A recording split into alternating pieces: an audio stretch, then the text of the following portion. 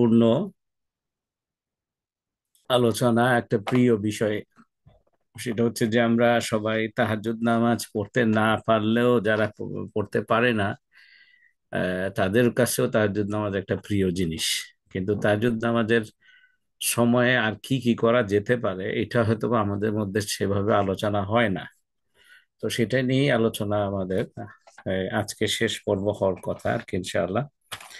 আহ, তো আমরা 7টি বিষয় আলোচনা করার কথা ছিল, 7টি কাজ।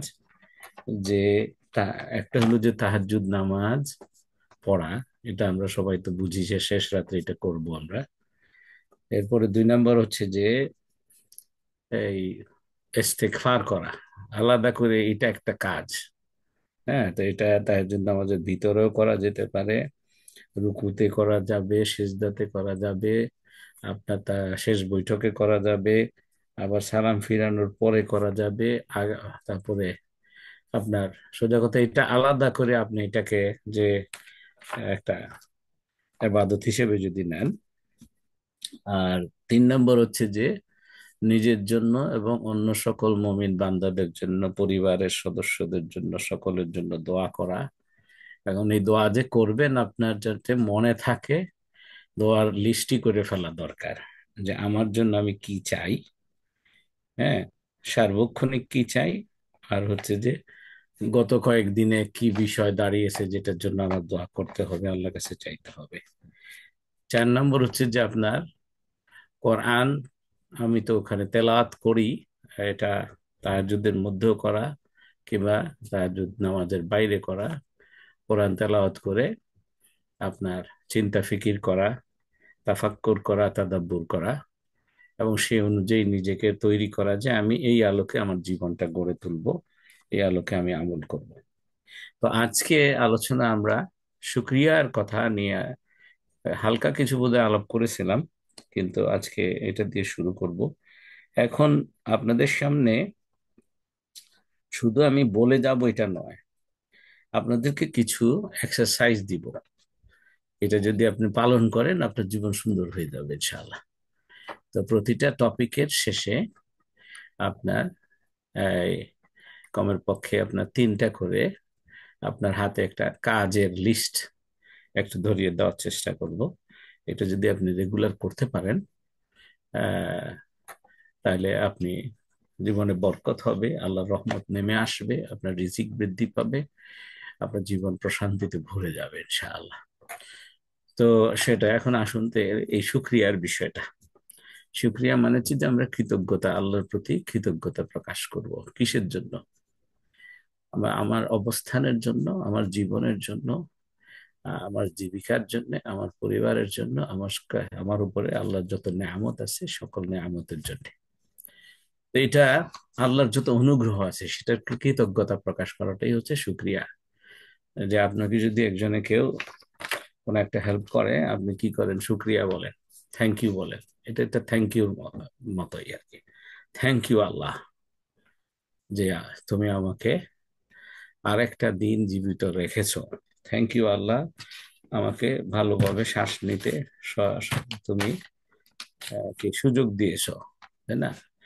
প্রত্যেকটা অনুগ্রহের কথা, এখন প্রত্যেকটা অনুগ্রহের কথা আমরা তো মনেই আসে না, আমাদের শুধু মনে আসে অভিযোগের কথা। আমার কি অসুবিধা, এটা কেন হইলো, ওইটা কেন হইলো, এটা নিয়ে বেশি চিন্তায় থাকি, যার কারণে আমরা মেন্টালি টায়ার্ড হয়ে যাই। আপনার শেখায় জিনিসটাই খারাপ, অভিযোগ জিনিসটাই খারাপ। হ্যাঁ, আপনি অভিযোগের চাইতে যদি আপনি শুকরিয়া আদায় করার চর্চা করতে পারেন, সেটা আপনার শারীরিক স্বাস্থ্যের ব্যাপারে হতে পারে, সেটা আপনার আর্থিক দিক নির্দেশনার ব্যাপারে হতে পারে, যে আলহামদুলিল্লাহ, আমাকে আল্লাহ তুমি নামাজ পড়ার তৌফিক দিয়েছো, আলহামদুলিল্লাহ তো আমাকে তুমি এই রাত্রে জাগার তৌফিক দিয়েছো, ফজর নামাজ পড়ার তৌফিক দিয়েছো, নামাজ জামাতে পড়ার তৌফিক দিয়েছো। এভাবে করে আধ্যাত্মিক যত রুহানি বিষয়ে শুক্রিয়া আদায় করা, আলহামদুলিল্লাহ তুমি আমাকে তোমার ইমান দিয়েছো, আমাকে ইমান হারা করো নাই, তুমি আমাকে হেদায়েত দিয়েছো, আলহামদুলিল্লাহ। কত মানুষ গুমরাহির মধ্যে আছে, কিন্তু আমাকে আমার সমস্ত আহ, সিচুয়েশনে তুমি আলহামদুলিল্লাহ আলা কুল্লি হাল, সকল অবস্থায় আমি তোমার উপরে শুকরিয়া। কিংবা আপনার মনে করেন যে বুদ্ধিবৃত্তিক প্রতিভা, যে আমাকে মেধাবী করেছো, আমার রেজাল্ট ভালো করেছো, আমি ব্যবসা করতে নিলে আমার ভালো বুদ্ধি খাটে আমার মাথায়, আল্লাহ আলহামদুলিল্লাহ, এটা সমস্ত তোমার দেওয়া। হ্যাঁ, আমাকে রিজিক দিয়েছো, সেটা রিজিক আপনার, আহ, সে রিজিক বহু রকমের আছে। আপনি মানে এটা এটা নিয়ে লম্বা সিরিজ আলোচনা করেছিলাম বছর খানেক আগে, আপনারা দেখতে পারেন ফেসবুক বা ইউটিউবে চ্যানেলে। তো সেটা হলো যে আপনার রিজিক বলতে আমাদের মধ্যে শুধু সবাই মনে করে আর্থিক রিজিক আর কি বলে সম্পদের রিজিক, না, কিন্তু রিজিক আসলে একটা সুন্দর সম্পর্ক, একটা রিজিক। আপনার মানে কি প্রকৃত বন্ধু থাকা, সেটা একটা রিজিক। আপনার স্বামী স্ত্রীর মধ্যে সম্পর্ক সুমধুর থাকা, সুকুন থাকা, এটা একটা রিজিক। হ্যাঁ, পারিবারিক শান্তি থাকা, এটা একটা রিজিক আপনার। তো অর্থাৎ কিনা রিজিক বহু রকমের থাকতে পারে, যে আর্থিক, আপনার সম্পদগত দিক থেকে, আপনার মানসিক, এই যে আলহামদুলিল্লাহ কত মানুষ আছে মেন্টাল ডিপ্রেশনে আছে, বাট আমার মেন্টাল ডিপ্রেশন হয় নাই আলহামদুলিল্লাহ। কত মানুষ ডিস্ট্রেসে আছে, আমার ডিস্ট্রেস হয় নাই আলহামদুলিল্লাহ। তো এভাবে করে এগুলো সবই, ইভেন আল্লাহ তোমাকে যে তোমার সম্পর্কে যে আমার ভালো ধারণা আছে, সবচেয়ে সর্বোত্তম রিজিক হচ্ছে আল্লাহ সম্পর্কে সুধারণা থাকা, সুধারণা করার যোগ্যতা। আহ, মানে আল্লাহ সম্পর্কে কোনো শেকায়েত নাই এবং আল্লাহ সম্পর্কে কোনো সন্দেহ নাই, আল্লাহ সম্পর্কে কোনো রাগ খেদ ক্ষোভ কিছু নাই। তো এটাও কিন্তু সর্বোত্তম রিজিক এগুলা। তো যাই হোক, এই সবগুলা আপনি যদি একটা একটা করে লিখতে থাকেন, দেখবেন যে 1000 পাবেন। তখন আপনার মনটা ভালো হয়ে যায়, বাবারে আমার তো অনেক জিনিস দিছে। আপনার যে সমস্ত মানুষরা মনে করেন যে আর্থ্রাইটিস হয়ে গেছে, হাঁটুতে ব্যথা, আপনার বসে নামাজ পড়ে সেজদা দিতে পারতেছে না, আল্লাহ আমি তো সেজদা দিতে পারছি আলহামদুলিল্লাহ, আমাকে সেজদা দিতে পারে মৃত্যুর আগ মুহূর্ত পর্যন্ত তুমি তৌফিক দান করো। তো যে মানুষটা সেজদা দিতে পারতেছে না, নামাজ পড়ছে বসে বসে চেয়ারে, তাহলে তার চাইতে আমার তো অবস্থা ভালো আলহামদুলিল্লাহ। পরিবারের ভালোবাসা, সামাজিক সহায়তা, সুযোগ, বিভিন্ন রকমের ভালো অপরচুনিটি আসা, কিংবা আমার মধ্যে যে দক্ষতা তুমি দিয়েছো, হ্যাঁ, যে মেডিকেল কলেজে পড়েছি ডাক্তার হয়েছি, বিরাট একটা দক্ষতা হয়েছে। কিংবা ইঞ্জিনিয়ারিং পড়েছি আপনার, হ্যাঁ, সে বিরাট একটা দক্ষতা হয়েছে। হ্যাঁ, কিংবা আপনার ইকোনমিক্স পড়েছি আপনার, হ্যাঁ, আপনার ইকোনমিক প্ল্যানিং এর দক্ষতা হয়েছে। এভাবে করে আমার মধ্যে যে দক্ষতা আছে, আপনার মনে করেন যে অনেক দিন ধরে ব্যুরোক্রেসিতে চাকরি করেছি, সিনিয়র পজিশনে গিয়ে অ্যাডমিনিস্ট্রেটিভ দক্ষতা হয়েছে আলহামদুলিল্লাহ। তো এই যে শুকরিয়া আদায় করা সোজা কথা, এগুলো ছোট্ট ছোট্ট আরাম থেকে শুরু করে বড় বড় জিনিস। হ্যাঁ, যে আল্লাহ আমার শরীরে এখন পেইন নাই, আল্লাহ মাথা ব্যথা ছিল চলে গেছে আলহামদুলিল্লাহ, আর পেটে ব্যথা ছিল চলে গেছে আলহামদুলিল্লাহ। আবার পেটে ব্যথা থাকলে আল্লাহ মাথা ব্যথা তো নাই আলহামদুলিল্লাহ। এভাবে করে যেটা আছে সেটা নাই নিয়ে চিন্তা না, আছে নিয়ে চিন্তা করা। এই কৃতজ্ঞতা মানে হচ্ছে পজিটিভিটি, নিজের মধ্যে একটা ধনাত্মক, হ্যাঁ, পজিটিভ স্পিরিট আনা, সোজা কথা। নেগেটিভিটিকে আসতে সুযোগ না দেওয়া, মনের দিক থেকে নেগেটিভিটি আপনাকে কুড়ে কুড়ে খাবে, নেগেটিভিটি আপনার শরীর স্বাস্থ্য, মানে আপনাকে দুর্বল করে ফেলবে। আপনার কাছে মনে হবে যেন কোথাও যাইতে ইচ্ছা করে না, শুয়ে থাকতে ইচ্ছা করে, আপনার কি বেডের থেকে উঠতে ইচ্ছা করে না, কি জন্য উঠবো, কি হবে, এই ধরনের চিন্তা আপনি যত করবেন, এটা আপনাকে কিন্তু তত ডিপ্রেসড ডিমোরালাইজড করতে থাকবে, আপনি কিন্তু প্রোডাক্টিভ ভাবে কাজ করতে পারবেন না। তো একটা তো আছে যে শুক্রিয়া আদায় করার স্পিরিচুয়াল একটা ফলাফল আছে, সুফল আছে। আর একটা হচ্ছে ফিজিক্যাল সুফল আছে। আর একটা হচ্ছে যে আপনার মনে করেন যে রিজিকগত, মানে দুনিয়াবি সফলতা আছে বা সুফল আছে। তা আল্লাহ রাবুল আলামিন সবটা মিলিয়ে বলতেছেন। এই যে মুসা আলাইসাল্লামকে দেখেন, এটা খুবই দারুণ একটা জিনিস, আপনারা পড়বেন সূরা ইব্রাহিমের 6 নম্বর 7 নম্বর আয়াত। হ্যাঁ, মুসা আলাইসাল্লামকে আসলে আল্লাহ রাবুল আলামিন বলতেছেন তোমার নেয়ামতের কথাটা স্মরণ করো তোমাদের। প্রচুর জায়গায় আছে, ওয়াজকুরু নেমাতাল্লাহ, ওয়াজকুরু নেমাতাল্লাহ, স্মরণ করো আল্লাহর নেয়ামত। আল্লাহ খুব খুশি হয় আল্লাহর নেয়ামতের কথা স্মরণ করলে। আপনার জীবনে অনেক একটা কষ্টের মধ্যে পড়ে গেছিলেন, সেখান থেকে আপনি মুক্তি পেয়েছেন 10 বছর আগে, ওটার কথা স্মরণ করেন, যে মুক্তি যে পেয়েছেন এটার জন্য শুকরিয়া আদায় করেন। তো এখানে আল্লাহ রাব্বুল আলামিন বলতেছেন যে ঈদ কালা মূসা লিকাওমিহি কাওমিহি ইজকুরু নি'মাতাল্লাহি আলাইকুম ইজ আনজাকুম মিন আলি ফেরাউন। এই যে ফেরাউন থেকে তোমাদেরকে যে রক্ষা করছি আমি, একটু স্মরণ করো, তোমরা আল্লাহর অনুগ্রহ স্মরণ করো যখন তিনি তোমাদেরকে ফেরাউনের সম্প্রদায় আলে ফেরাউন, ফেরাউনের সম্প্রদায়ের কবল থেকে রক্ষা করেছে। যারা তোমাদেরকে নিকৃষ্ট শাস্তি দিত। হ্যাঁ, আপনার ইয়াসুমুনাকুম সু আল আযাব। হ্যাঁ, তারপরে যে ওয়ায়ুযাববিহুনা আবনাআকুম, তোমাদের পুত্রদেরকে জবাই করত না। মুসা আলাইহিস সালাম তো তখন ওই যে যে বেবিগুলা আপনার সে আদেশ দিয়েছে এখন থেকে, যেহেতু তার কি বলে, তার জ্যোতিষীরা বলছে যে এই সময়ে যে যত বাচ্চা জন্মগ্রহণ করবে এরাই বড় হয়ে তোমাকে ধ্বংস করবে। তো এটা শুনে সে সারা রাজ্যে আপনার আদেশ করে দিয়েছে যে কোনো বেবি হইলেই তাকে হত্যা করতে হবে। ঠিক ওই কথাটাই আল্লাহ রাব্বুল আলামিন এখানে বলতেছেন, ওয়াইযাববিহুনা আবনাআকুম, যে সে তোমাদের সমস্ত ছেলেদেরকে জবাই করত, সেখান থেকে তোমাদেরকে বাঁচাইছে আপনার। তারপরে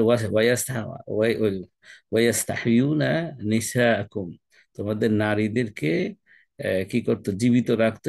মানে ওদের বেবিদেরকে জবাই করতো, কিন্তু তোমার নারীদেরকে জীবিত রাখতো। এতে ছিল তোমাদের রবের পক্ষ থেকে এটা একটা মহা পরীক্ষা ছিল। আর পরীক্ষা হচ্ছে কি জানেন, মজার বিষয় আল্লাহ বলতে চায় যে পরীক্ষা হইলো যে সামনে রেজাল্ট আছে, তার মানে হচ্ছে সামনে খুশির খবর আছে। পরীক্ষা কিন্তু ভয়ের ব্যাপার না। পরীক্ষা মানে হচ্ছে ফাইন্না মা'আল উসরি ইউসরা ওয়া ইন্না মা'আল উসরি ইউসরা, যে প্রত্যেকটা পরীক্ষা বা প্রত্যেকটা খারাপি কিংবা প্রত্যেকটা অসুস্থতা কিংবা প্রত্যেকটা কষ্টের বিনিময়ে নবী মুহাম্মদ সাল্লাল্লাহু আলাইহি সাল্লামের উম্মতের জন্য আল্লাহ রাব্বুল আলামিন কমের পক্ষে দুটি ভালো রেখেছেন। হ্যাঁ, দুটি সুখবর রেখেছেন, দুটি সুস্থতা রেখেছেন, দুটি নেয়ামত রেখেছেন। তো এই জন্য মানে আমরা যখন কষ্টের মধ্যে পড়ে যাই তখনও কিন্তু আসলে শুকরিয়া আদায় করা এইভাবে যে আল্লাহ এর চাইতে তো খারাপ হইতে পারতো, তুমি যে এর চাইতে খারাপ করো নাই সেটার জন্য শুকরিয়া। তো এই কথা বলতে বলতে তখন আল্লাহ বলতেছেন যে যখন তোমাদের রব ঘোষণা করলেন, যে কি, এটা খুব পরিচিত আয়াত না, আপনার ওয়াইজ নাদানা রাব্বাকুম রাব্বুকুম লাইন শাকারতুম লাযিদান্নাকুম ওয়া লাইন কাফারতুম ইন্না আযাবি লাশাদীদ। যে স্মরণ করো যখন তোমার রব ঘোষণা করছিলেন, এভাবে করেছিলেন যে কি, তোমরা যদি শুকরিয়া আদায় করো, কৃতজ্ঞ হও, তাহলে আমরা কি করব, বলে লাযিদান্নাকুম, আমরা তোমাদের এই অনুগ্রহকে আরো বৃদ্ধি করে দিব। তোমাকে যা দিয়েছি, হ্যাঁ, মানে একটা সন্তান দিয়েছি, এটা নিয়ে হাহাকার না করলে তোমাকে আরো একটা সন্তান দিব। একটা সন্তান দিয়েছি, তার কিছু কমি খামি যদি আল্লাহ না করুক থাকে, সেটা নিয়ে তুমি হাহাকার না করলে তোমাকে আর একটা সন্তান দিব আরো সুন্দর। হ্যাঁ, আওলাদে সালেহ দিব। হ্যাঁ, আপনার তো এই, কিন্তু যদি তুমি ওয়ালা ইনকাফার তুমি, যদি তুমি অস্বীকার করো, অকৃতজ্ঞ হও, শুকরিয়া আদায় না করে অপোজিটটা করো, হুতাশ করো, যে আল্লাহ কেন আমার এরকম দিল। আমরা অনেক সময় এরকম ছেলে মেয়ে একটু দুষ্ট হয়ে গেলে কয় যে এইরকম একটা ছেলে আমাদের দিল, কত মানুষের ছেলে দিলে কত ভালো ভালো রেজাল্ট করে, আমার ছেলেটা কিরকম হয়ে গেল। তো এই এই এই এই যে অকৃতজ্ঞ হওয়া যেটাকে বলে, হ্যাঁ, অস্বীকার করা, যে ছেলেটা দিছে আরেকজনের কিন্তু ছেলেই দেয় নাই বা মেয়ে সন্তানই দেয় নাই। কেউ আপনার দুইজন আছে, কেউ চারজন আছে, কেউ সাতজন আছে, আবার কেউ একজন আছে, আবার কেউ একদম নাই। কত কিছু প্রচেষ্টা চালায় কিন্তু শেষ পর্যন্ত হয় না। তো তার থেকে তো আমি ভালো আছি। তো এইটা বলতেছে যে শুক্রিয়া যদি আদায় করো, তাহলে আল্লাহ তোমাকে বাড়ায় দেবে, বলে আজিদান নাকো বলা ইনকাফার তুমি না আযাবিল আসাদিদ, এই আযাবিল আসাদিদ তোমার জন্য কঠিন শাস্তি অপেক্ষা করতেছে। ট্র্যাডিশনাল আমাদের আলোচনায় মনে করেন যে যিনারা কোরআন হাদিস নিয়ে, সে আপনার সার্টিফিকেটধারী আলেম হোক, সার্টিফিকেট ছাড়া আলেম হোক, আপনার যিনারা কোরআন হাদিস নিয়ে সবসময় চর্চা বা গবেষণা না করেন, তাদের কাছ থেকে আপনি দেখবেন যে কোরআনের প্রত্যেকটা আয়াতের কথাটা শুধু আখেরাত দিকে যায়। ইন্না আযাবিল্লা শাদীদ, তোমার জন্য কঠিন শাস্তি অপেক্ষা করতেছে। এই কঠিন শাস্তি আপনি যদি গভীরভাবে চিন্তা করেন, এই কঠিন শাস্তি ফিদ দুনিয়া ওয়া ফিল আখিরাতে, দুইটাতে। আখেরাতে তোমার জন্য জাহান্নাম অপেক্ষা করছে, আর দুনিয়াতে কি হবে, তোমার জন্য শাস্তি অপেক্ষা করছে। যে কিরকম শাস্তি, যে তোমার রিজিককে আল্লাহ সংকুচিত করে দিবে। তুমি যদি শুকরিয়া আদায় না করো, তুমি একটা মিজারেবল সিচুয়েশনে পড়ে যাবা। তুমি এখন যে হাউতাস করছো, তোমার এইটার অবস্থা আরো খারাপ হবে যদি তুমি হাউতাস করো। এই জন্য আমরা এই যে শুক্রিয়া যে আদায় করবো, হ্যাঁ, এই শুক্রিয়া আদায় করার জন্য কেন এটা খুব ইম্পর্টেন্ট, বেশ কয়েকটা পয়েন্ট আছে। যে আমি যদি শুক্রিয়া আদায় করি, এটা হলো আমি স্বীকার করে নিলাম, আল্লাহর নেয়ামতকে আমি স্বীকার করে নিলাম, আল্লাহর নেয়ামতকে আমি চিনতে পারলাম, বুঝতে পারলাম। আমি আমার দৃষ্টিভঙ্গি পজিটিভ দিকে আসলো, যে আমি অভাবের দিকে চিন্তা করলাম না, আমি চিন্তা করলাম নেয়ামতের দিকে। যেমন রাসূল সাল্লাল্লাহু আলাইহি ওয়াসাল্লাম বলেছেন যে তোমার দুনিয়াবি সম্পদ বা অর্থের ব্যাপারে তুমি যদি তুলনা করো, তাহলে তোমার চেয়ে নিচে যারা আছে তাদের সাথে তুলনা করবা। যে যারা গরিব, যা যারা তোমার চেয়ে কম বেতন পায়, তোমার চাকরি আছে, যে বেকার তার অবস্থা কি, তার দিকে তাকাইবা। আর যদি তোমার ইমানি হেদায়েতের সেন্সে তুমি চিন্তা করবা, এলেমের ব্যাপারে, আমলের ব্যাপারে, সাহি আমল, সালেহ আমলের ব্যাপারে আহ, তুমি চিন্তা করবা, যখন তখন তুমি উপরের দিকে তাকাবা, অর্থাৎ কিনা তোমার চেয়ে বেটার আলেমের দিকে তাকাবা। তাইলে তোমার এলেম আরো হাসিল করতে ইচ্ছা করবে, তোমার থেকে আরো ভালো আমলদারের দিকে তাকাবা। হ্যাঁ, তাহলে তোমার আরো ভালো আমলের, আমি আশা করি বুঝতে পারছেন যে ইনকামের ব্যাপারে আমার যা আছে, আমার রিসোর্স বা সহায় সম্পদ যা আছে, রিজিক যা আছে, এই ব্যাপারে হাহুতাশ না করে আমার চাইতে যে কম আছে, যার কাছে নাই, তার দিকে তাকাইতে বলছেন রাসূল সাল্লাল্লাহু আলাইহি ওয়াসাল্লাম। তখন আমার কিন্তু মনটা ভালো হয়ে যাবে। আরে, ওই লোকটা এত গরিব ভিক্ষুক যে আছে, সেও তো মানুষ, তার চাইতে তো আল্লাহ আমারে ভালো রাখছে, একটা ঘর দিছে, গাড়ি চালাই, কি মাশাআল্লাহ। হ্যাঁ, ছেলে মেয়ে আসে, তাদেরকে স্কুলে দিতে পারি।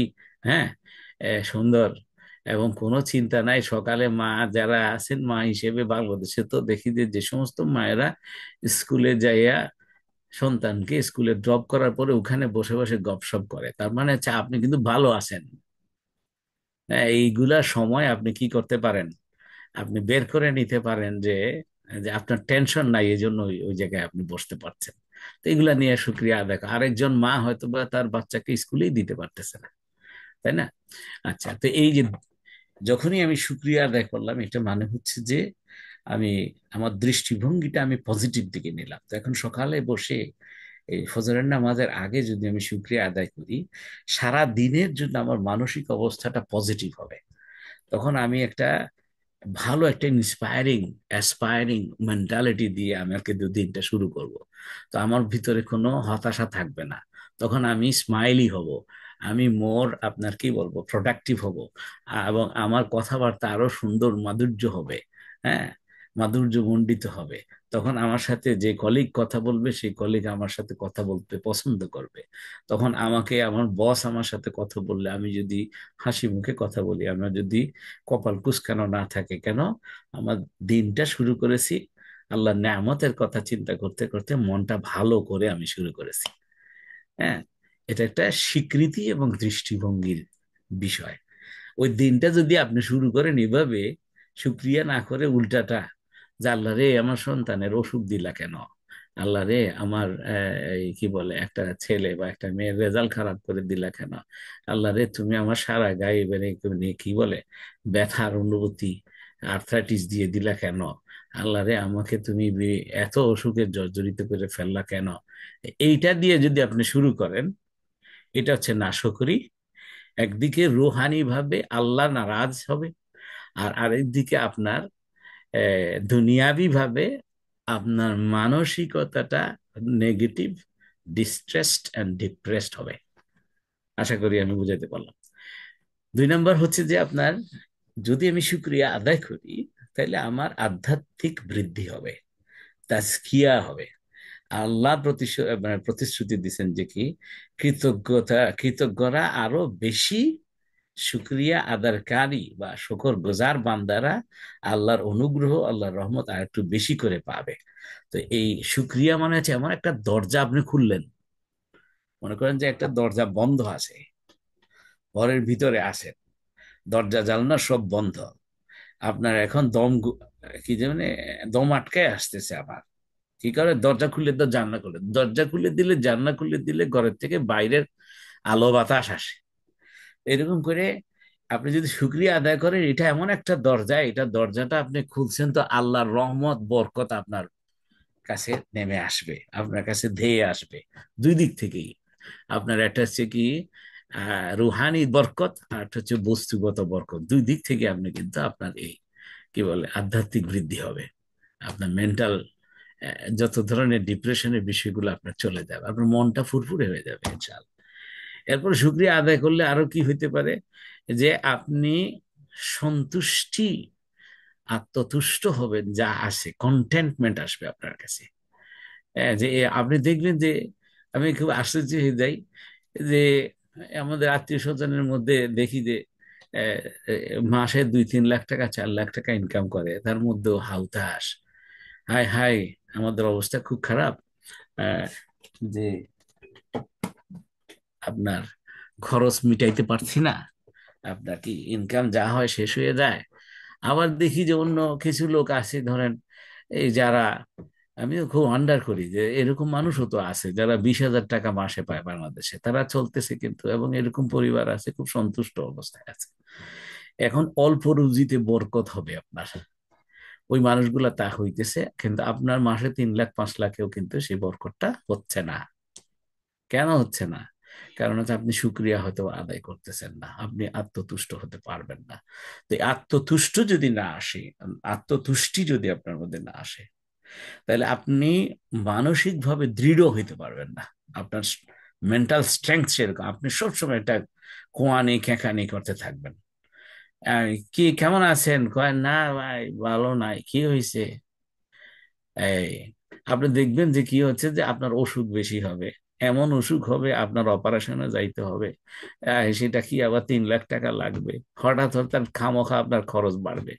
আপনার সন্তান খামোখা বেশি দামি জামা কেনার জন্য আপনাকে অস্থির করে ফেলবে, রাগারাগি করবে। কিন্তু আপনি যদি শুকরিয়া আদায় করেন, আল্লাহ রাবুল আলমিন এমন ব্যবস্থা করবে যে আপনার সন্তানও সন্তুষ্ট থাকবে। তখন বাবাকে উল্টে বলবে যে বাবা, আমার জামা কাপড় এখন আর কেনার দরকার নাই, আগেরটা তো ভালোই ছিল। হ্যাঁ, প্রচুর মানুষের যারা এরকম হাউতাস করে, এরকম মানুষের বাড়িতে গিয়ে দেখি আপনার, ইয়া আল্লাহ, কি বলে মানে 10-20-25 জোড়া জুতা, আপনার ঘড়ি, এরকম এক ফ্যামিলির ইয়েতে গিয়ে দেখলাম যে তার ঘরে আপনার এই মানে খুব দামি দামি ঘড়ি একদম সেট করাতে 20টা 30টা কতটা আছে, সুবহানাল্লাহ। কিন্তু উনি হাউতাস করতেছেন। হ্যাঁ, জুতার অভাব নাই, তারপরে মানে স্বামী স্ত্রীর জামার অভাব নাই আপনার, আবার ব্র্যান্ডেড জামা, ও আমি এগুলো চিনিও না, বিভিন্ন জায়গা থেকে, আমেরিকা থেকে, কানাডা থেকে, বিভিন্ন জায়গা থেকে আপনার মনে করেন এক এক জায়গায় দেশে দুবাইতে যায় বা এগুলা নিয়ে আসছে, কিন্তু হাহুতাস হাহুতাস। তার মানে হচ্ছে যে তার রিজিকের ভিতরে প্রশান্তির রিজিকটা আল্লাহ দিচ্ছে না। কেন দিচ্ছে না? কারণ হচ্ছে তিনি আল্লাহ শুক্রিয়া আদায় করছেন না। তো ওই যে শুধু শেখায়ত, শুধু শেখায়ত, শুধু অনুযোগ অনুযোগ, এই জন্য আপনার মধ্যে শুক্রিয়া যদি আদায় করতে থাকেন, আল্লাহ আপনার ভিতরে একটা আত্মতুষ্টি দিবে, কলবে মোতমাইন করবে আপনার, আপনার কলবকে কি করবে, আপনার প্রশান্ত আত্মা বানাবে। আপনি অল্পতে তুষ্ট থাকবেন। আপনার এই যে রসুল্লাহ সাল্লামের জামা কয়টা ছিল?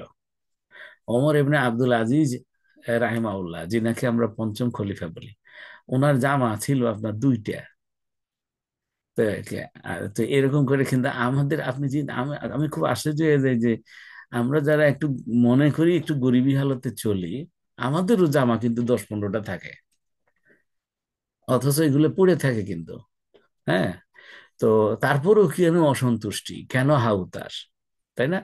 এই এরপরে হচ্ছে যে এই শুক্রিয়া আদায় করার ব্যাপারে, শুক্রিয়া আদায় কিন্তু মুখে করলে হবে না, এটা আপনি আমলেও এটা প্রকাশ করতে হবে। এটা কোনো মুখের কথা না, শুধু এটা আচরণের মাধ্যমে প্রকাশ পাইতে হবে যে আল্লাহ দেয়া নেয়ামতকে সঠিকভাবে ব্যবহার করতে হবে।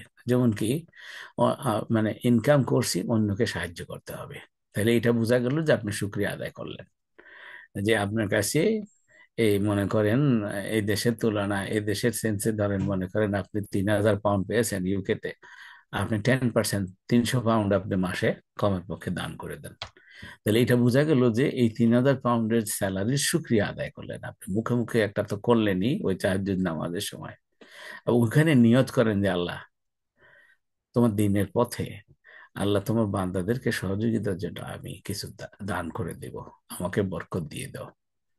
আপনি এইভাবে করতে পারবেন যে ওই সময়, যেমন এই দেশে, আমি বাংলাদেশে জানি না এটা সম্ভব কিনা, এই দেশে তো আপনার মনে করেন অনলাইনে পে, বাংলাদেশেও তো অনলাইনে পে পে করে মানুষ তো যে জিনিসপত্র কিনে, নিশ্চয়ই চ্যারিটি অর্গানাইজেশন গুলো আছে নিশ্চয়ই আপনার অনলাইনে দান করার ব্যাপারে। তো মনে করেন যে এই তাহাজ্জুদ টাইমে আপনি শুক্রিয়া আদায় করতে চান, প্র্যাকটিক্যাল শুক্রিয়া আদায় হচ্ছে যে তাহাজ্জুদ নামাজ পড়লেন, 2 রাকাত পড়ছেন, আর 2 রাকাত পড়ার মাঝখান দিয়ে আপনি কম্পিউটারে গিয়ে একটু অনলাইনে চেক ইন করে আপনি কোনো একটা ইন্টারন্যাশনাল চ্যারিটি অর্গানাইজেশনে দিয়ে দেন। আপনি এই যে প্যালেস্টাইনের জন্য আপনি 20 পাউন্ড দান করে দেন, হ্যাঁ, 50 পাউন্ড দান করে দেন। ক্লিক, 1-2 ক্লিক করলেই কিন্তু আপনার এই দানটা, ক্রেডিট কার্ডের নাম্বারটা দিয়ে দিলে আপনার কিন্তু, বা ডেবিট কার্ডের নাম্বার দিলে আপনার কিন্তু এটা দানটা হয়ে যায়। তাহলে এটা হলো যে একেবারে সত্যিকারের শুক্রিয়া আদায় করা যায় আল্লাহ। হ্যাঁ, যে আল্লাহ দেখলো যে হ্যাঁ, আমার বান্দাকে আমি ইনকাম দিয়েছি, সেটা সে আমাকে নজরানা দিয়েছে, তার অন্তত 10% দিয়ে দিয়েছে। তো এটা অন্যকে সাহায্য করা বা দান করা। তারপরে আপনার কাজে সততা, যেই অফিসে আপনি চাকরি করেন, 9টা 5টা যদি হয়, আপনি 9টার 1 মিনিট পরে যাবেন না, 5টার 1 মিনিট আগে বের হবেন না, তাই না? তারপরে ওখানে যে বসে গপসপ করবেন না, আপনি ফাইল ফেলে রাখবেন না, আপনি ঘুষ খাওয়ার জন্য বসে থাকবেন না। হ্যাঁ, মানে এই কর্মে সততা, আচরণে কোমলতা। আপনার কাছে আপনি পজিশনে বসছেন বলেই আপনি ধমকাধমকি করবেন, এটা করবেন না। তাহলে এই পজিশনের সুক্রিয়া আপনি আদায় করলেন। তো এখন এইগুলো সব বসে বসে বসে বসে সকালবেলা তাহাজ্জুদের সময়ে ফজরের আগে দিয়ে আপনি এগুলো স্মরণ করে করে আল্লাহর সন্তুষ্টি আদায় করতে থাকুন। দেখবেন যে আপনার সারাটা দিন খুব সুন্দর যাবে। একটু প্র্যাকটিস করে দেখেন। এগুলো হলো বাস্তব কৃতজ্ঞতা। আর শুক্রিয়া আদায় করলে আরেকটা জিনিস হয়, অপোজিটটা থেকে বাঁচা, অকৃতজ্ঞতা থেকে নিজেকে সুরক্ষা করতে পারবেন। হ্যাঁ, আপনার যে, কেন অকৃতজ্ঞতা নাশকরিটা হচ্ছে আল্লাহ আর কাছ থেকে আপনার যে বরকত আসবে, এই বরকত থেকে আপনাকে দূরে সরায় রাখবে এবং আপনাকে সিরিয়াসলি রুহানি ক্ষতির দিকে ফেলে দিবে। আপনার মধ্যে শুধু নেগেটিভ পেসিমিস্টিক ধারণা আসতে থাকবে। হ্যাঁ, আপনার কোনো মানুষকে ভালো লাগবে না। একটা মানুষ আপনাকে জেনুইনলি সহযোগিতা করতে আসতেছে, আপনি সন্দেহের চোখে দেখবেন। আপনার কারণ আপনার মানসিকতাটা নেগেটিভ ভাবে ডেভেলপ করবে। তো এই জন্য এখন আসুন যে কৃতজ্ঞতা অনুশীলনের কিছু উপায় যদি আপনাদেরকে বলি। প্রতিদিন একটু যদি লিখে নেন, দেখেন, হ্যাঁ, এগুলো সবগুলো কোরআন হাদিসের আলোকেই কিন্তু এটা, হ্যাঁ, আমি একত্র করে নিয়ে আসছি আপনাদের জন্য, যে এবং যেটা আমি নিজে পালন করার চেষ্টা করি। প্রতিদিন সকালে কি করবেন, 3টা নেয়ামত, ধরেন তাহাজ্জুদ নামাজ পড়ে ফেলছেন 4 রাকাত, বসে একটু চিন্তা করেন, ইস্তেগফার করে ফেলছেন, দোয়া করে ফেলছেন, কিছু কোরআন তেলাওয়াত করছেন, নামাজের কিয়ামের মধ্যে তো করছেন, আর একটু করলেন। এরপরে আপনি মনে করেন যে এই নেয়ামত গুলা লেখলেন, যে যেটার জন্য আপনি কৃতজ্ঞ, এর মধ্যে কমপক্ষে 3টা লেখেন। একটা শারীরিক নেয়ামতের কথা একটু চিন্তা করেন এবং লেখেন। লেখলে লাভ আছে অনেক। আল্লাযীনা কি বলে, আল্লাযী আল্লামা বিল কালাম। ইকরা দিয়ে শুরু করছে, পড়া এবং লেখা আল্লাহ দুইটা কিতাবি করেছেন। ইকরা বিসমি রাব্বিকাল্লাযী খালাক, খালাকাল ইনসানা মিন আলাক, ইকরা ওয়া রাব্বুকাল আকরাম আল্লাযী আল্লামা বিল কালাম। আর অন্য জায়গায় আসে হলো যে বয়ান দিয়েছেন, আল্লামাহুল বায়ান। আর রহমান আল্লামাল কোরআন, কোরআন দ্বারা শিক্ষা দিয়েছেন। আল্লামাল কোরআন, সুবহানাল্লাহ, কি কি হচ্ছে আবার, আউযু বিল্লাহি মিনাশ শাইতানির রাজিম, যে আর রহমান আল্লামাল কোরআন, খালাকাল ইনসান আল্লামাহুল বায়ান। হ্যাঁ, যে আল্লাহ সৃষ্টি করেছেন এবং বয়ানের মাধ্যমে, বলার মাধ্যমে শিখিয়েছেন। তাহলে সুতরাং কি হলো যে আপনার পড়া, একরা, লেখা, বলা, এগুলো দিয়ে কিন্তু জ্ঞানের চর্চাটা হইতে থাকে। হ্যাঁ, আচ্ছা। তো এখন শোনাটা কিন্তু, এই যে আপনারা যে শুনতেছেন, এটা হচ্ছে অক্সিলারি, বা এটা হচ্ছে যে আপনার নফল। কিন্তু আসল গুলো হচ্ছে পড়া, লেখা এবং বলা। বলা বলতে বোঝাচ্ছে শিখানো। হুম, শিখা এবং শিখানো। আচ্ছা, যেমন আমি আপনাদেরকে বলছি, আবল তাবল কথা না, আল্লাহর কথা বয়ান করতেছি না। বয়ান একটা শেখানোর পদ্ধতি। আল্লাহ আমাদেরকে, উনি কোরআনে বয়ান করে আমাদেরকে শিখিয়েছেন। আমরা বয়ান করে মানুষকে শিখাবো। আপনিও শিখাবেন বয়ান করে আপনার পরিবারের সদস্যদেরকে। তো এখন এইটা এই জন্য বলছে যে লেখুন, আপনাকে প্লিজ, আপনি লেখলে আপনার বিরাট উপকার। হ্যাঁ, যে কি, আপনার একটা শারীরিক নেয়ামতের কথা লেখেন। কিচ্ছু না হলে লেখেন যে আলহামদুলিল্লাহ, আল্লাহ আমাকে দুইটা চোখ দিয়েছে, যা দিয়ে আমি সবকিছু দেখতে পারি। সুবহানাল্লাহ। তারপরে একটা রুহানি নেয়ামতের কথা চিন্তা করেন। কমের পক্ষে আপনি এটা চিন্তা করেন যে কি, আল্লাহ তুমি আমাকে হেদায়েতের মধ্যে রেখেছো। আর ওইটার জন্য তখন দোয়া করেন, রব্বানা লা তুজিগ কুলুবানা বা'দা ইয হাদাইতানা ওয়া হাব লানা মিন লাদুনকা রাহমা ইন্নাকা আনতাল ওয়াহ্হাব। রাসূল সাল্লাল্লাহু আলাইহি ওয়াসাল্লাম পড়েছেন, নিজে পড়েছেন, আমাদেরকে পড়তে বলেছেন যে আল্লাহ দয়া করে আমাদেরকে যে হেদায়েত দিয়েছো, যে নেয়ামত, হেদায়েতের নেয়ামত দিয়েছো, এটার থেকে আমাদের মনকে বাঁকাইয়া দিও না, বক্র করে দিও না, এর থেকে সরায়ে দিও না। এই তো এরকম রুহানি কিছু না পাইলে, আপনার রুহানি যদি এরকম হয়, আলহামদুলিল্লাহ আমি তাহাজ্জুদ পড়তে পারছি, আল্লাহ তুমি তৌফিক দিয়েছো, আমি তাহাজ্জুদ পড়ে ওটা লিস্টিতে লিখলেন। কিছু না হইলে বললাম যে আপনার যে ইমান আছে, সে ইমানের শুকরিয়া আদায় করলেন, আধ্যাত্মিক কিংবা হেদায়েত। হ্যাঁ, আচ্ছা। এরপরে হচ্ছে একটা সামাজিক একটা এটা নোট করেন যে সমাজে মাশাআল্লাহ, আল্লাহ তুমি আমাকে কি একটা মসজিদ পরিচালনা করার তৌফিক দিয়েছো, আমাকে সামাজিক মর্যাদা দিয়েছো, মানুষ আমাকে মর্যাদা দেয়। এরকম কোন একটা আপনি যদি লেখেন, প্রত্যেক দিন তিনটা করে লিখবেন, তাহলে দেখবেন যে প্রত্যেক দিন আপনার মনটা ভালো হবে।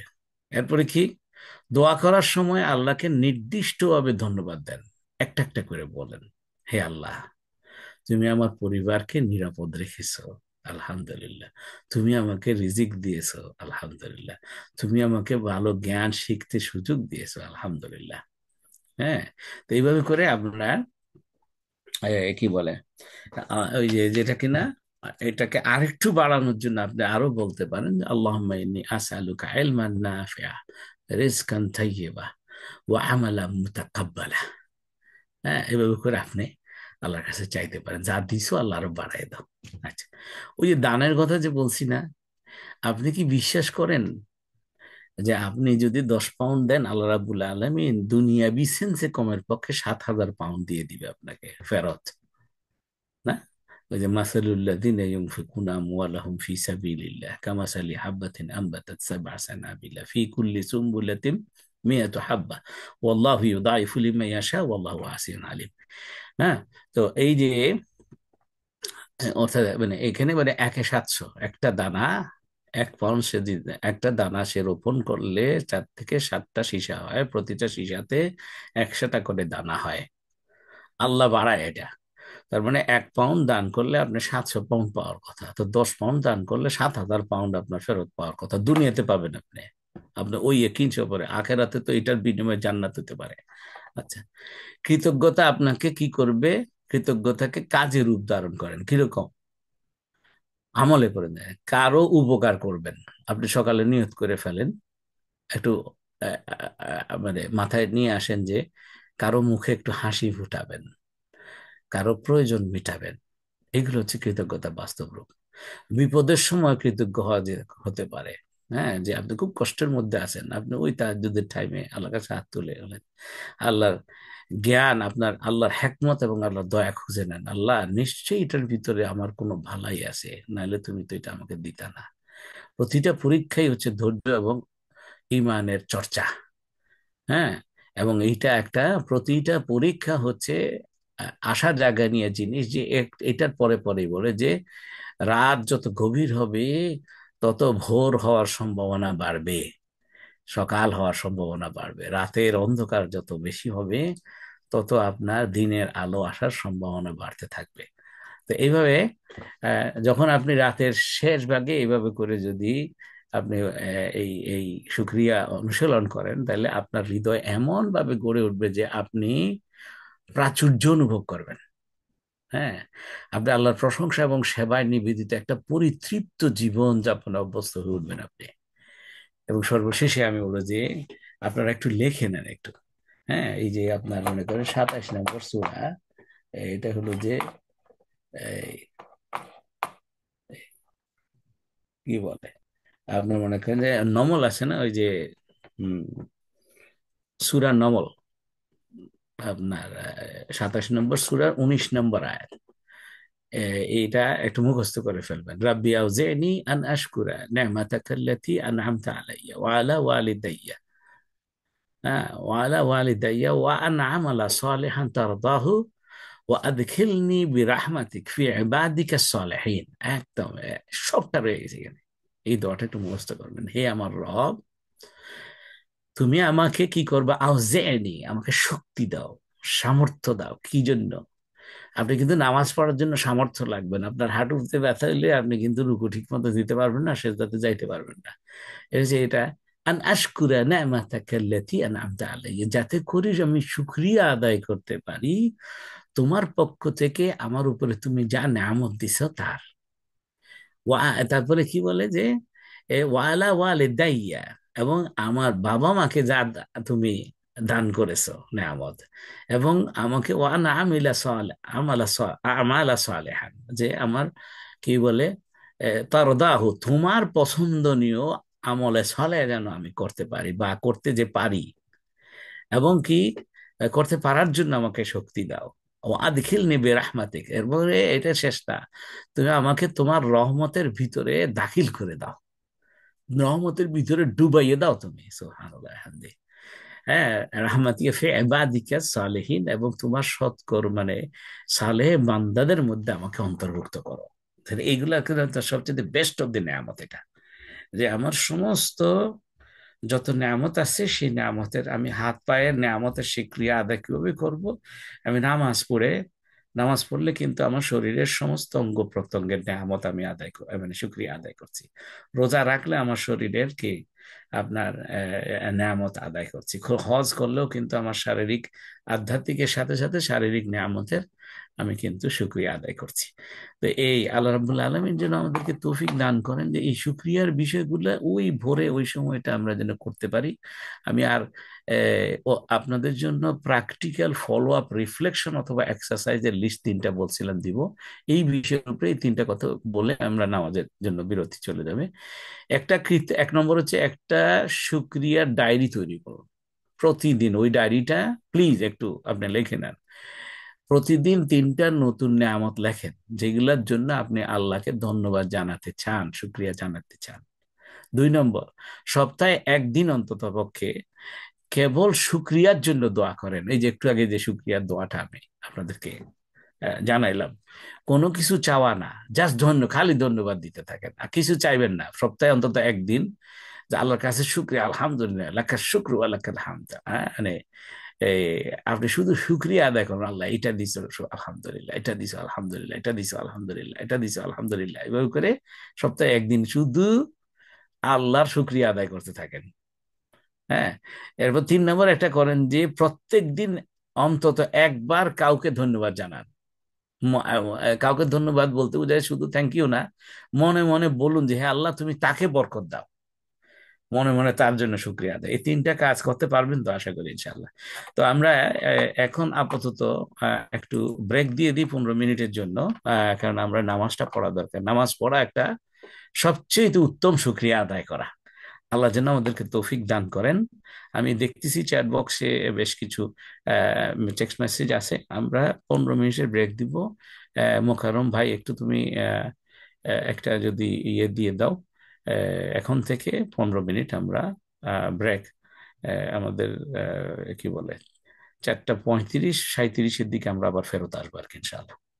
জাজাকুমুল্লাহ খায়ের। আপনারা চলে যাওয়ার দরকার নাই, যেভাবে জুমে আছেন এভাবে থাকেন। যার যার যে দেশে আপনি নামাজ অলরেডি পড়া হয়ে গেছে, আপনি আপনার নিজস্ব কাজ করেন, আর আমরা একটু নামাজ পড়ি। আবার আমরা 15 মিনিট পরে ফেরত আসবো ইনশাআল্লাহ। সুবহানাকাল্লাহুম্মা ওয়া বিহামদিকা আশহাদু আল্লা ইলাহা ইল্লা আনতা আস্তাগফিরুকা ওয়া আতুবু ইলাইক।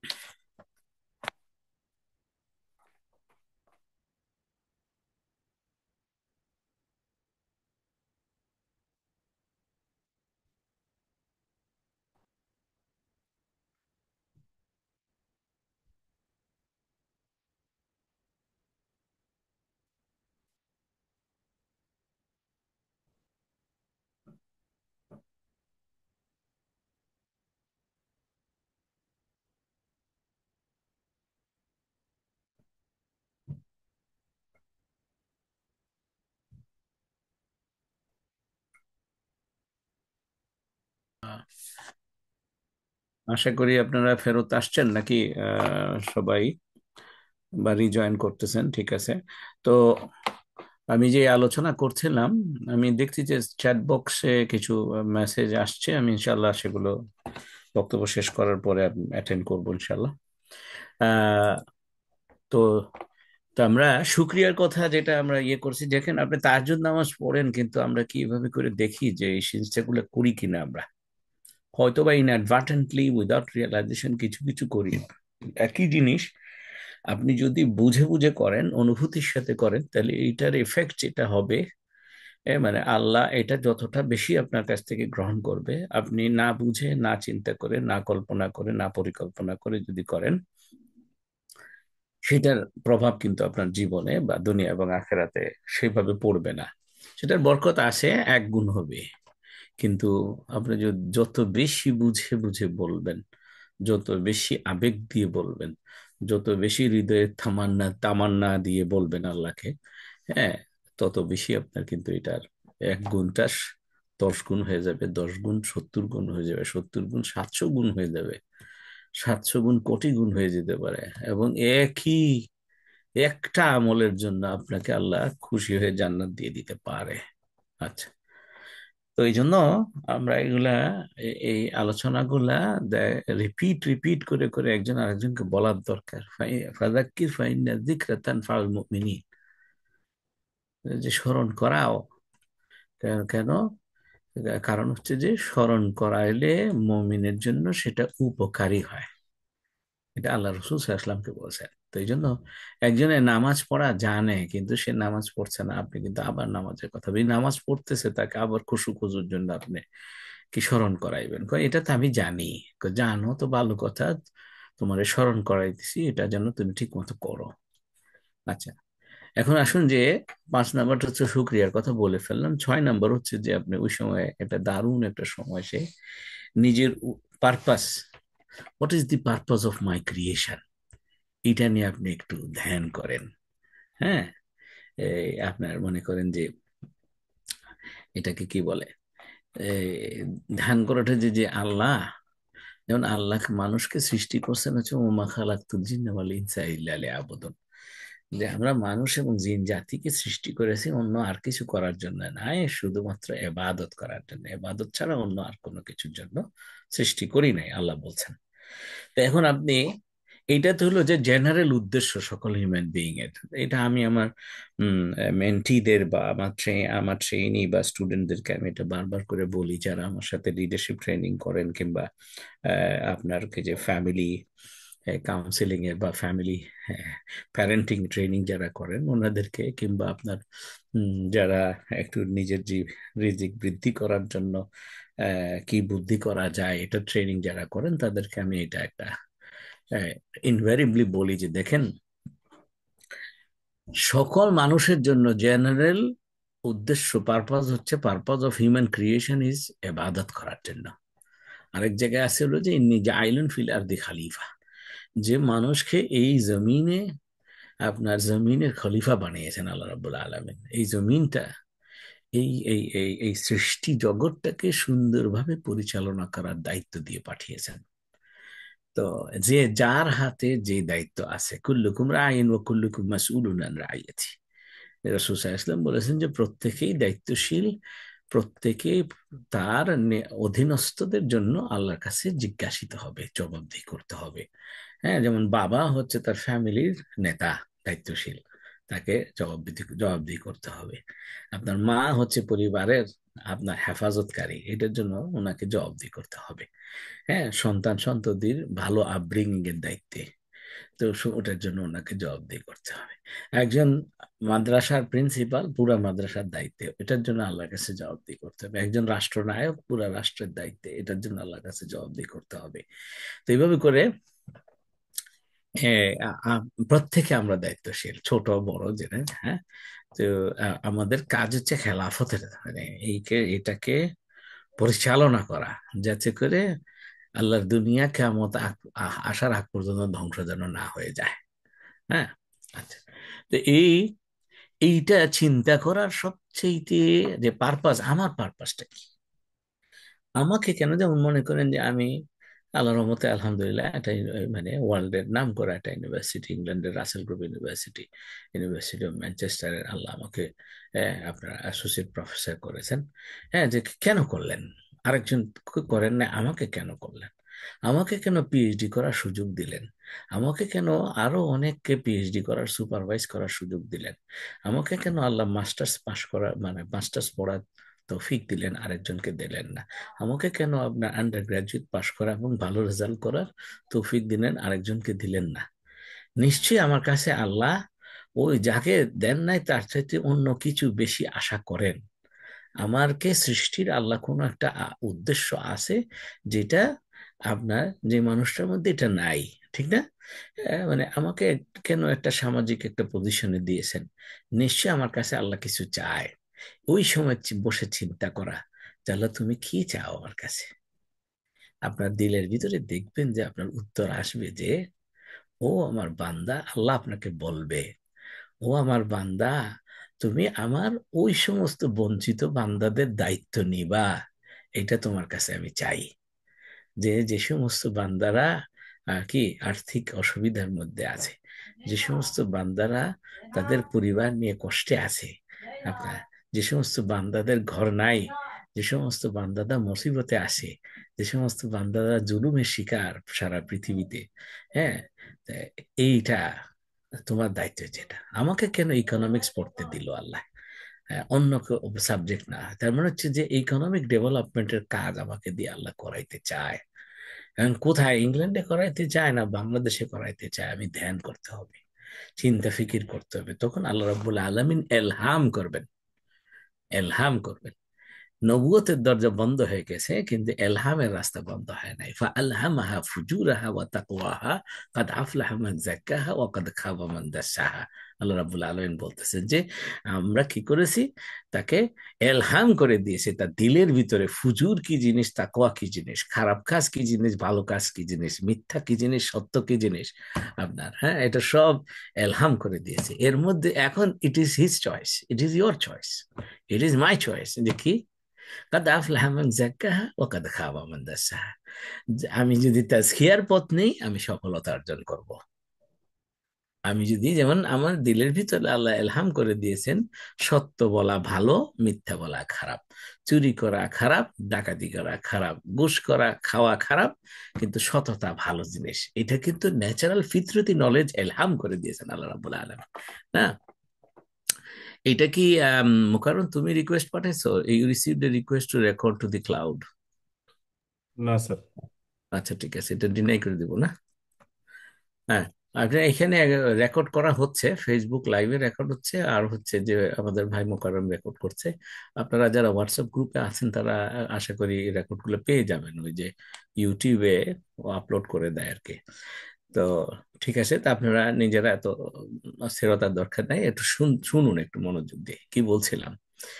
এই সোহানুল্লাহ, আমাকে একটু কেউ একটু ধরিয়ে দেন তো, কি পয়েন্টটা বলছিলাম। জি, হ্যাঁ, মানে আচ্ছা, একটা ফ্লোটা একটু ইয়ে হয়ে গেল নাকি? আহ, কেউ কি মনে আছে, আমাকে একটু বলে দিবেন যে আমি কোন জায়গায় ছিলাম? হুম, সবাই চুপ করে আছেন তো দেখি আজকে। কি ও এটাকে আনমিউট করা যায় না? হ্যাঁ, সরি, আমার মনে হয় আনমিউট করা যাচ্ছে না। একটু ঠিক করে দেই, কোথায় গেল? ওকে করে দিছেন? ও, তুমি ওকে করে দিছো mute, allow participants to unmute themselves. হ্যাঁ, আপনারা কিন্তু এখন আনমিউট করতে পারবেন। আহ, মানে এটা একটা ভালোই হয়েছে যে একটু যদি কেউ বলেন তাহলে আমি বুঝবো যে আমার আলোচনা আপনারা ফলো করছেন, মানে বা আল্লাহ পাক এইরকম করেছেন, এই বিষয় নিয়ে কথা বলছিলেন। আল্লাহ পাক। আহ, কাদ আফলাহা এরকম মান ও আচ্ছা, জি জি, জাযাকাল্লাহ খাইর, এটা সুন্দর হয়েছে। যে এখন ইটস আপ টু মি, এটা আমার উপরে হচ্ছে। জি, না, আপনি ছিলেন ফাল। ফাআলহামাহা ফাআলহামাহা ফুজুরাহা ওয়া তাকওয়াহা, এটার মধ্যে ছিলাম, ঠিক আছে, জাযাকাল্লাহ খাইর। তো এখন আপনারা পারস্পরিক মিউট আনমিউট করতে পারবেন নিজে নিজে। তবে আপাতত আনমিউট করে রাখেন আর কি। আহ, আচ্ছা, তো কি বলছিলাম যে এই সম্পূর্ণ আমাদের ইচ্ছা। আমরা কি ইচ্ছা মানে কি করব, আমি যদি বা তাজকিয়ার পথ আমি নেই, ভালো সরল মানে কি বলে সিরাতুল মুস্তাকিমের পথ আমি নিব কিনা, এটা আমার ইচ্ছা। আমি যদি এটা নেই তাহলে আমি সফল হব। আর আমি যদি কারাপশনের পথ নেই, আমি যদি ঘুষের পথ নেই, আমি যদি সুদের পথ নেই, হ্যাঁ, আমি আমি যদি খারাপির পথ নেই, আমি যদি জমি বেদখলের পথ নেই, আমি যদি আপনার কি মানুষকে কষ্ট দেওয়ার পথ নেই, নাউজুবিল্লাহ জিনার পথ নেই, তাইলে হচ্ছে যে সে ধ্বংস হয়ে যাবে। ওকাদ খাবা মান দাসা। এই ধ্বংস আপনার, সে ধ্বংস দুনিয়াতে হবে, আখেরাতে তো জাহান্নাম অপেক্ষা করতেছে। এই জন্য আমরা বুঝতে পারি না কিন্তু যে আমার এত এত কিছু করি কিন্তু বরকত হয় না কেন। কারণ হচ্ছে নিশ্চয়ই আপনি বসে ওই সময়টা চিন্তা করেন, ওই তাহাজ্জুদের টাইমে কোন জায়গায় ভুল করতেছি আমি, কোন জায়গায় আল্লাহর অসন্তুষ্টির কাজ করছি আমি। মেবি আমি ফেসবুকে রিল এমন ভাবে ঘুরাইতেছি, সেখানে আপনার গান আসলে গান শুনি, নাচ আসলে নাচ শুনি, নাউজুবিল্লাহ, এটা আল্লাহ নারাজ হয়ে যাইতেছে। ওইটার এফেক্টটা যে পড়তেছে আমার দৈনন্দিন কার্যক্রমের ভিতরে, অস্থিরতা অস্থিরতা, হাহুতাশ হাহুতাশ হাহুতাশ। হ্যাঁ আপনি, কিন্তু আমি যদি, তাহলে এটা কি করব, এটা আমি ওই সময় বসে কেউ নাই যখন, মাথাটাও ফ্রেশ, দুনিয়ার অন্য কোনো মানুষের প্রেশার নাই, আমি আমি 2 রাকাত 2 রাকাত 4 রাকাত নামাজ অলরেডি পড়ে ফেলছি। হ্যাঁ, এই সময়টা সব মনে আসবে। যখন এটা আসলো, কয় আলহামদুলিল্লাহ আল্লাহ, আজকের দিন থেকে আমি কি করব, আমার কোনো কিছু শুনতে ইচ্ছা করলে কোরআন তেলাওয়াত শুনবো, নিয়াত করে ফেললাম, আল্লাহ তুমি তৌফিক দান করো। হ্যাঁ, আমি আর এই ধরনের এ, ফেসবুকে ভুলে যদি গানা বাজনা এসে যায়, আমি এটা ডিলিট করে দিব, আমি এটার মধ্যে যাব না। দরকার হলে আমি ফেসবুকের রিল আমি এভাবে করে ঘুরে ঘুরে দেখবো না, সময় নষ্ট করব না। আচ্ছা, তো এখন এই যে উদ্দেশ্যটা, এইভাবে আপনি 1 দিন 2 দিন 3 দিন আপনার তাহাজ্জুদের সময় আপনি যদি রিফ্লেকশন করতে থাকেন করতে থাকেন করতে থাকেন, এক সময় আল্লাহর কাছ থেকে জবাব আসবে যে কি, আল্লাহ আমার কাছে আল্লাহর বান্দাদের 100 জনের দায়িত্ব নেওয়ার কাজ আমাকে আসলে দিয়েছে, 1000 জনের দায়িত্ব। কিংবা এই যে মনে করেন যে অনেক অনেক সময় আমাদের ওস্তাদরা কিন্তু আমাদেরকে মাঝে মাঝে ভালো নিয়তেই ভুল দিকে পরিচালনা করেন, যে খবরদার আপনি দুনিয়াবি কাজে যেমন আমাকে আমার এক ওস্তাদ এরকম করেছে যে, ভাই একদিন আমাকে ডেকে, আজকে থেকে মনে করেন 15 বছর আগে, আমার এটা মনে আছে, যে আমি একটা উদ্যোগ নিয়েছিলাম কমিউনিটিতে, হ্যাঁ, যেটার সাথে মানে এটা কি বলে, এই দেশের মানুষকে হালাল মর্টগেজে আপনার বাড়ি কেনার মতো ব্যবস্থা করার জন্য সবাইকে একত্র হয়ে একটা কমিউনিটি অর্গানাইজেশনের মতো করার চেষ্টা করেছিলাম। তো ওটা উনি মনে করছেন যে আমি কোনো ব্যবসা করতে নেমে গেলাম কিনা। তো উনি দেখে আমাকে বললেন যে, ভাই আপনি সুন্দর করে কথা বলেন, উনি খুব নামকরা মানুষ, আপনারা নাম শুনলে আপনারাও ওনাকে শ্রদ্ধা করেন। তো এরকম একটা মানুষ আমার ভালো চেয়ে কিন্তু আমাকে ভুল দিকে পরিচালনা করতে চেষ্টা করছেন। হ্যাঁ, তো সেটা কি জিনিসটা দেখেন, অনেক সময় আপনাকে দেখবেন আপনার মুরব্বীরা ভালো চেয়ে ভুলের দিকে নিয়ে যায়। ভুল বলতে এইটা না, গুনার দিকে। ভুল বলতে এটা হচ্ছে যে কম ভালোর দিকে আপনাকে হ্যাঁ, আপনাকে পরিচালনা করবে, গাইড করবে। তো সেটা কি, ভাই মনে হইতেছে যেন কিরকম একটা ব্যবসার দিকে নামতেছেন, আপনাকে আল্লাহ কিছু বলার তৌফিক দিয়েছে, আপনার কথা মানুষ শুনে, আপনি দাওয়াতি কাজ মাশাআল্লাহ অনেক আগাইতেছেন, আপনি এদিকে মনোযোগ দেন, দুনিয়াবি কাজে আপনি মানে ব্যবসার কাজে আপনি নামিয়েন না। তো ওনাকে বুঝিয়েছি যে, ভাই এটা কোনো আমার ব্যবসার উদ্দেশ্য নয়, আমাদের এখানকার ভাই ভাই বোনদের যে একটু এই যে আপনার একটা বাড়ি কিনবে, তাদের কাছে ডিপোজিটের মানিও থাকে, সব পরিশোধ করারও সামর্থ্য থাকে, কিন্তু সুদি মর্টগেজে বাড়ি কিনবে না বলে আলটিমেটলি যে বাড়ি কেনা আর হচ্ছে না। তাইলে ইসলাম মোতাবেক হালাল ভাবে কিছু করা যায় কিনা, সেটার একটা প্রচেষ্টা হাতে নিয়েছি। তখন এটা বুঝছেন। তো এখন কিন্তু আসলে তো হালাল ব্যবসা করা কি না জায়েজ, এটা বরঞ্চ রাসূল সাল্লাল্লাহু আলাইহি ওয়াসাল্লাম বলছেন যে রিজিকের 10 ভাগের 9 ভাগ ব্যবসার মধ্যে। আমাদের যে অনেকের চাকরি খুঁজতে গিয়ে চাকরি পাওয়া যায় না, বা যেটা চাইছিলাম সেটা পাই না, এটার কারণ হচ্ছে যে রিজিকের 10 ভাগের 1 ভাগের মধ্যে সব আপনার রিজিকের 10 ভাগের 1 ভাগের মধ্যে আপনার 90% লোক ঠেলাঠেলি যদি করেন, আর 10% লোকে আসলে 10 ভাগের 9 ভাগের ব্যবসার মধ্যে করতেছে, তারা আরামে করছে, আমাদের মধ্যে ঠেলাঠেলি চলতে থাকে। তো তো যাই হোক, তখন এটা কেন যে আপনাকে যদি আপনি যদি মনে করেন নিজেকে যে আপনি অন্যদের থেকে জ্ঞানী বেশি, আপনি মোটামুটি বুদ্ধি কৌশল বেশি হাসিল করছেন বলে মনে করতেছেন, তাহলে বোঝা গেল যে এইটা আল্লাহ সিগন্যাল দিচ্ছে যে আপনার দায়িত্ব আল্লাহ বাড়িয়ে দিয়েছেন। আল্লাহ শুধু আপনার নিজের জন্য ইনকাম করলে হবে না, আপনার নিজের ইউনিট পরিবারের জন্য ইনকাম করলে হবে না। আপনি তখন চিন্তা করবেন যে আল্লাহ, আমি আমার আত্মীয় স্বজন এক্সটেন্ডেড ফ্যামিলির মধ্যে 3টা পরিবার আমি আইডেন্টিফাই করছি, ওদের ভরণ পোষণের কাজও আমি করতে চাই। তুমি আমাকে তৌফিক দান করো, আপনার রিজিক বেড়ে যাবে, আপনার রিজিক বেড়ে যাবে ইনশাআল্লাহ। যেহেতু রসুল সাল্লাল্লাহু আলাইহি ওয়াসাল্লাম বলেছেন, যেটা উনার ওয়াদা, হ্যাঁ উনার ওয়াদা সত্য। উনি বলেছেন যে তুমি যদি এইটা মনে মনে ভালোবাসো, চিন্তা করতে যে আল্লাহ তোমার রিজিক বৃদ্ধি করে দিবে এবং হায়াত দারাজ করবে, হায়াত বৃদ্ধি করবে, তাহলে তুমি কি করো, আত্মীয়তার সম্পর্ক শুধু স্থাপন করবা না, আত্মীয়দের মধ্যে ঐক্য আনয়ন করার চেষ্টা করবা, সম্পর্ক বৃদ্ধি করার চেষ্টা করতে থাকো। এটা আল্লাহ রাব্বুল আলামিন দায়িত্ব নিয়ে নিবেন, তোমার রিজিক বাড়িয়ে দিবেন এবং তোমার হায়াত বাড়িয়ে দিবেন।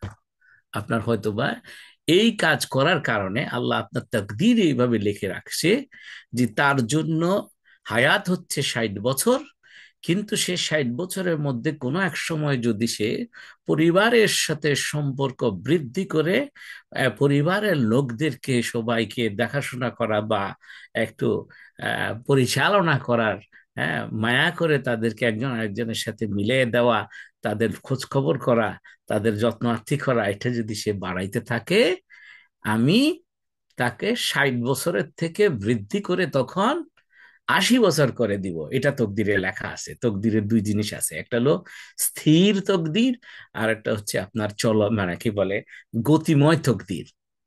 হ্যাঁ, যে কোনো একটা কাজের ওসিলায় আল্লাহ এটা বৃদ্ধি করবে, তো এইটা হলো এটা কাজটা। আশা করি আমি বুঝাইতে পারলাম কিনা, যদি আপনাদের বুঝতে অসুবিধা হয় আমাকে প্রশ্ন করবেন ইয়ের পরে। তো এখন এই জন্য আপনি বসে বসে চিন্তা করেন, বেস্ট টাইম হচ্ছে ওইটা, বেস্ট টাইম। কেউ ডিস্টার্ব করবে না, আপনার বিবিও ডিস্টার্ব করবে না, সন্তানরাও ডিস্টার্ব করবে না, আপনার বসও আপনার সামনে নাই, কেউ নাই এখানে, আপনার কোনো পাওনাদার এখানে নাই, শুধু আপনি আর আপনার রব। মাথা ঠান্ডা। আপনি এখন চিন্তা করেন, 1 দিন 2 দিন 3 দিন চিন্তা করতে করতে আপনি দেখবেন যে আপনার খেলাফতের দায়িত্ব বুঝতে পারবেন, আপনার ইবাদতের দায়িত্ব আপনার জন্য কি, আল্লাহ কি রেখেছেন আপনি বুঝতে পারবেন।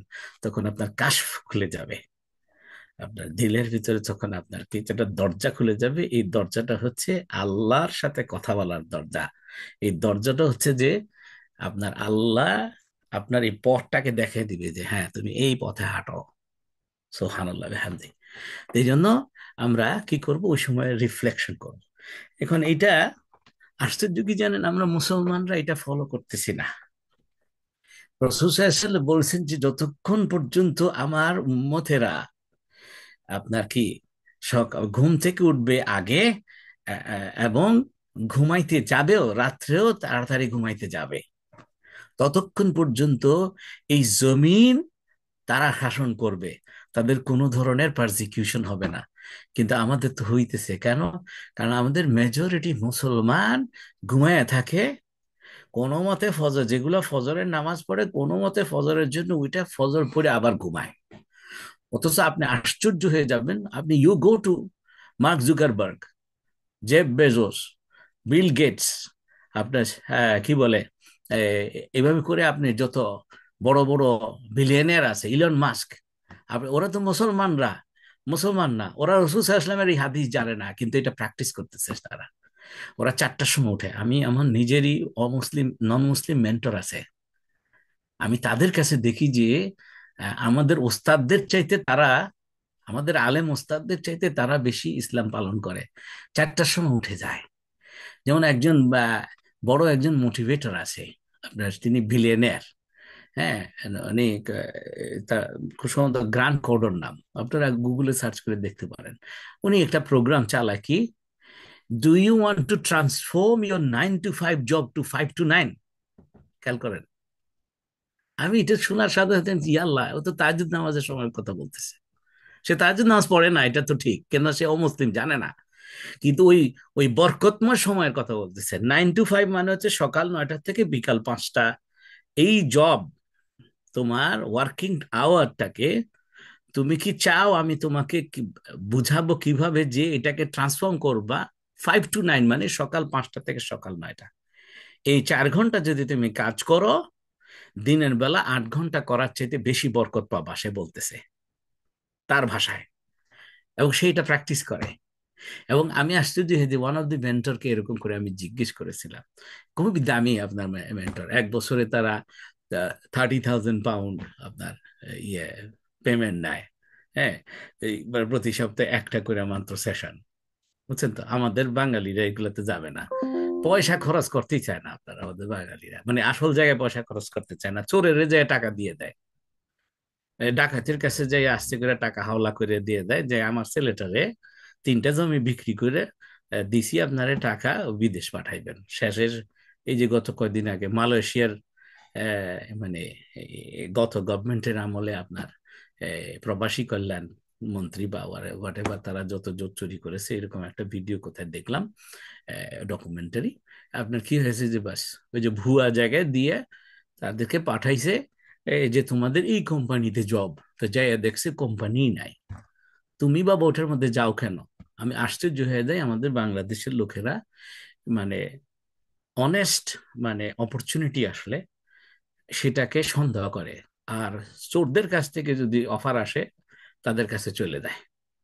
হ্যাঁ, এটা অদ্ভুত একটা, এবং তারা সাফার করতে থাকে প্রচুর। এই যে মিডল ইস্টে মাঝে মাঝে যখন অন দি ওয়ে যাই বা কোনো ইনভিটেশনে যদি যাই লেকচারে, দেখি যে কান্নাকাটি করতেছে যে এই কি কোথায় আসলাম। হ্যাঁ, দেশে তো বাবা মা সব জমি টমি বিক্রি করে আমারে পাঠাইছে, এই কি বলে, তারা তো অনেক আশা করতেছে। হ্যাঁ, এখন তো দেশেও যাইতে পারবো না, ওখানে মানবেতর জীবন যাপন করছে, কারণ হচ্ছে যে যে এই ট্রাভেল এজেন্সি তাদেরকে পাঠাইছে ওটা বুয়া জোচ্চোর। কিন্তু জোচ্চোরের কাছে তুমি 3টা জমি বিক্রি করে টাকা দিয়েছো কেন? ভালোটার কাছে যায় না। আচ্ছা যাক, এরকম আমার কাছে বুড়ি বুড়ি উদাহরণ আছে, বাস্তব উদাহরণ। ভালোটা যায় না, সে কান্না, ইভেন ইংল্যান্ডেও এরকম আছে, গলা কাটা পাসপোর্টের ইয়েতে চলে আসছে, এখন এখানে ইলিগেল হয়ে ঘুরতেছে, আপনার ফেরারি হয়ে ঘুরতেছে। হায় হায়, দেশে কোনোদিন যাইতে পারবে না, 14 বছর ধরে 15 বছর ধরে এই মানে এখানেই আসে। হ্যাঁ, কোনোভাবে লিগালও হইতে পারবে না, আর দেশে যাইতে পারবেন না, কারণ পরিবারের প্রেশার, বাবা মা বলে যে তুমি আসবা না, আসবা না। আচ্ছা, টাকা পাঠাও, শুধু টাকা পাঠাও। আচ্ছা, এখন চলে আসেন, তাইলে দেখা গেল যে আপনার এই সময়টাতে 4টা থেকে 9টা বলতেছে যে আপনি আপনার কাজটা করুন। ওই সময়ে এদেরকে আমি জিজ্ঞেস করে, মানে ধরেন এরকম করে আমার যখন সেশন হয়েছে, মেন্টরিং সেশন, দেন জিজ্ঞেস করেছি তুমি তোমার রুটিনটা বলো, কি করো 5টা থেকে 9টা। আশ্চর্য হয়ে গেছি যে একদম এই আমাদের এই প্রেসক্রিপশন ফলো করে তারা, খালি আল্লাহর কথাটা জানে না তারা। ও উঠে বলে যে তারা একটা এক্সট্রা কাজ করে, একটা কোল্ড শাওয়ার নেয়, নেওয়ার পরে তারা বসে এই তাজুদের মতো করে তারা তারা ইয়ে করে, চিন্তা করে, এবং চিন্তা করে বলে যে গ্র্যাটিটিউড করি আমি। কি গ্র্যাটিটিউড, কারে করে এটা সে বলতে পারে না, সে বলে আমি থ্যাঙ্কফুল হই যে আমার কি কি ব্লেসিংস আছে আমার মধ্যে, এটা স্মরণ করে করে আমি নিজেকে থ্যাঙ্কস জানাই। মানে এই যে কি বলে, আহা আমার তো সুন্দর দুটো চোখ আছে। হ্যাঁ, এখন সে তো আলহামদুলিল্লাহ বলে না। হ্যাঁ, সে সে গ্র্যাটিটিউড করে যে মানে এটা যে কারণেই হোক না কেন, এটা একটা দারুণ জিনিস আমার, তো এটা অ্যাকনলেজমেন্ট করে। তা আমি আপনাদেরকে কিন্তু কোরআন হাদিস থেকে সেম জিনিসই বলতেছি, এবং ওই সময়টা সে মনোযোগ দিয়ে কাজ করে, তখন ওখানে বরকত হয়, রিজিকে বরকত হয়। আর রসুল সাল্লাল্লাহু আলাইহি সাল্লাম বলছে, আল্লাহ আকবার, যে কি, আপনি যদি ফজরের নামাজ মানে যত আগে উঠে বের হয়ে যাবেন, তত আপনার রিজিক বৃদ্ধি হবে। আপনি যেটা তালাশে নামবেন এই সময়টাতে, তাহাজ্জুদের টাইমে যদি নামেন তাহলে আল্লাহকে সিগন্যাল দিতেছেন যে আল্লাহ আমার রিজিক বাড়ায় দাও, আল্লাহ বলতেছে কি চাও আমি তোমাকে দিব। ওই সময়টা যদি আপনি বের হয়ে যান, ওই সময়টা এখনকার তো বের হয়ে যাওয়া মানে হচ্ছে অনলাইনেও আপনি কিন্তু জবের কাজ করে ফেলতে পারবেন। তো উঠে বসে আপনি ওই কাজগুলো করেন, তো ইনশাআল্লাহ। তো এখন এ তাহলে এই নিজের জীবনের উদ্দেশ্য নিয়ে আপনি চিন্তা করা, সেটা ক্লিয়ার আইডেন্টিফাই করা একদিনে পাবেন না আপনি। আল্লাহ আপনাকে কি আপনার কাছে ধরা দিবে 40 বছর ধরে আল্লাহর দিকে আপনি হাঁটেন নাই, আজকে হাঁটা শুরু করছেন, আর আল্লাহ সাথে সাথে আল্লাহ আসবে, দৌড় দিয়ে আসবে, আপনি হাঁটলে আল্লাহ দৌড় দিয়ে আসবে। আপনি তো এই জন্য তো কি হচ্ছে যে একদিন দুই দিন না, আপনি এভাবে করতে থাকেন করতে থাকেন, আপনার এক সময় যে একেবারে ক্লিয়ার এলহাম হবে আপনার কাছে, আপনি একদম ক্লিয়ার রাস্তা দেখতে পাবেন যে হ্যাঁ আমার এই জিনিসটা, এবং এটা করে এটা বুঝবেন কিভাবে, ওইটা যত করবেন তত মনে শান্তি আসে যদি, তাহলে বুঝলেন যে এটা আল্লাহর রহমতের কাজই আপনি করছেন। হ্যাঁ, যে মানে আপনার একটা আত্মীয়কে একটা ঘর বানায় দিলেন, আপনার একটা আত্মীয় আপনার কি তার সন্তানের আপনার শিক্ষার জন্য টিউশন ফি দিয়ে দিলেন, দিয়ে পরে ওর ওর যখন আন্ডার গ্রাজুয়েট পাশ করে ফেলছে, এই এই আপনার সেই আত্মীয়র এই সন্তানটা যে খুশি, তার চেহারার খুশি এবং আত্মীয়ের যদি মুখের হাসিটা আপনি দেখেন আপনার দিলটা ভরে যাবে। ওইটা হচ্ছে জান্নাতি প্রশান্তি, ওটা হচ্ছে আপনার আল্লাহর পক্ষ থেকে রিওয়ার্ড আপনি আখেরাতে যাওয়ার আগেই। হ্যাঁ, আচ্ছা। এখন এই জিনিসগুলো আমরা কিন্তু কি হচ্ছে যে 9টার থেকে 8টা 9টার থেকে কিন্তু শুরু, সূর্যোদয়ের পর থেকে কিন্তু সবাই জাগা শুরু করে, সবাই আপনার সাথে ইন্টারাকশন করা শুরু করে। আপনি বাসে করে যাচ্ছেন, ট্যাক্সিতে করে যাচ্ছেন, ট্রেনে করে যাচ্ছেন, রাইডারে করে যাচ্ছেন, আপনি নিজে গাড়িতে করে গেলেও সে আপনি একা যাচ্ছেন, আপনার ড্রাইভার আছে, পথে অনেক গাড়ি আছে, ট্রাফিকে আছে, আপনি অফিসে যাইতেছেন, অফিসে যেয়ে আপনার অনেক লোকের সাথে কথাবার্তা, তখন এই জিনিসগুলো আপনি কিন্তু ভুলে যাবেন। এই জন্য আমরা ওই সময়টাতে আপনার একটু চিন্তা করবো যে আমার জীবনের উদ্দেশ্য কি, আজকের উদ্দেশ্য কি হইতে পারে।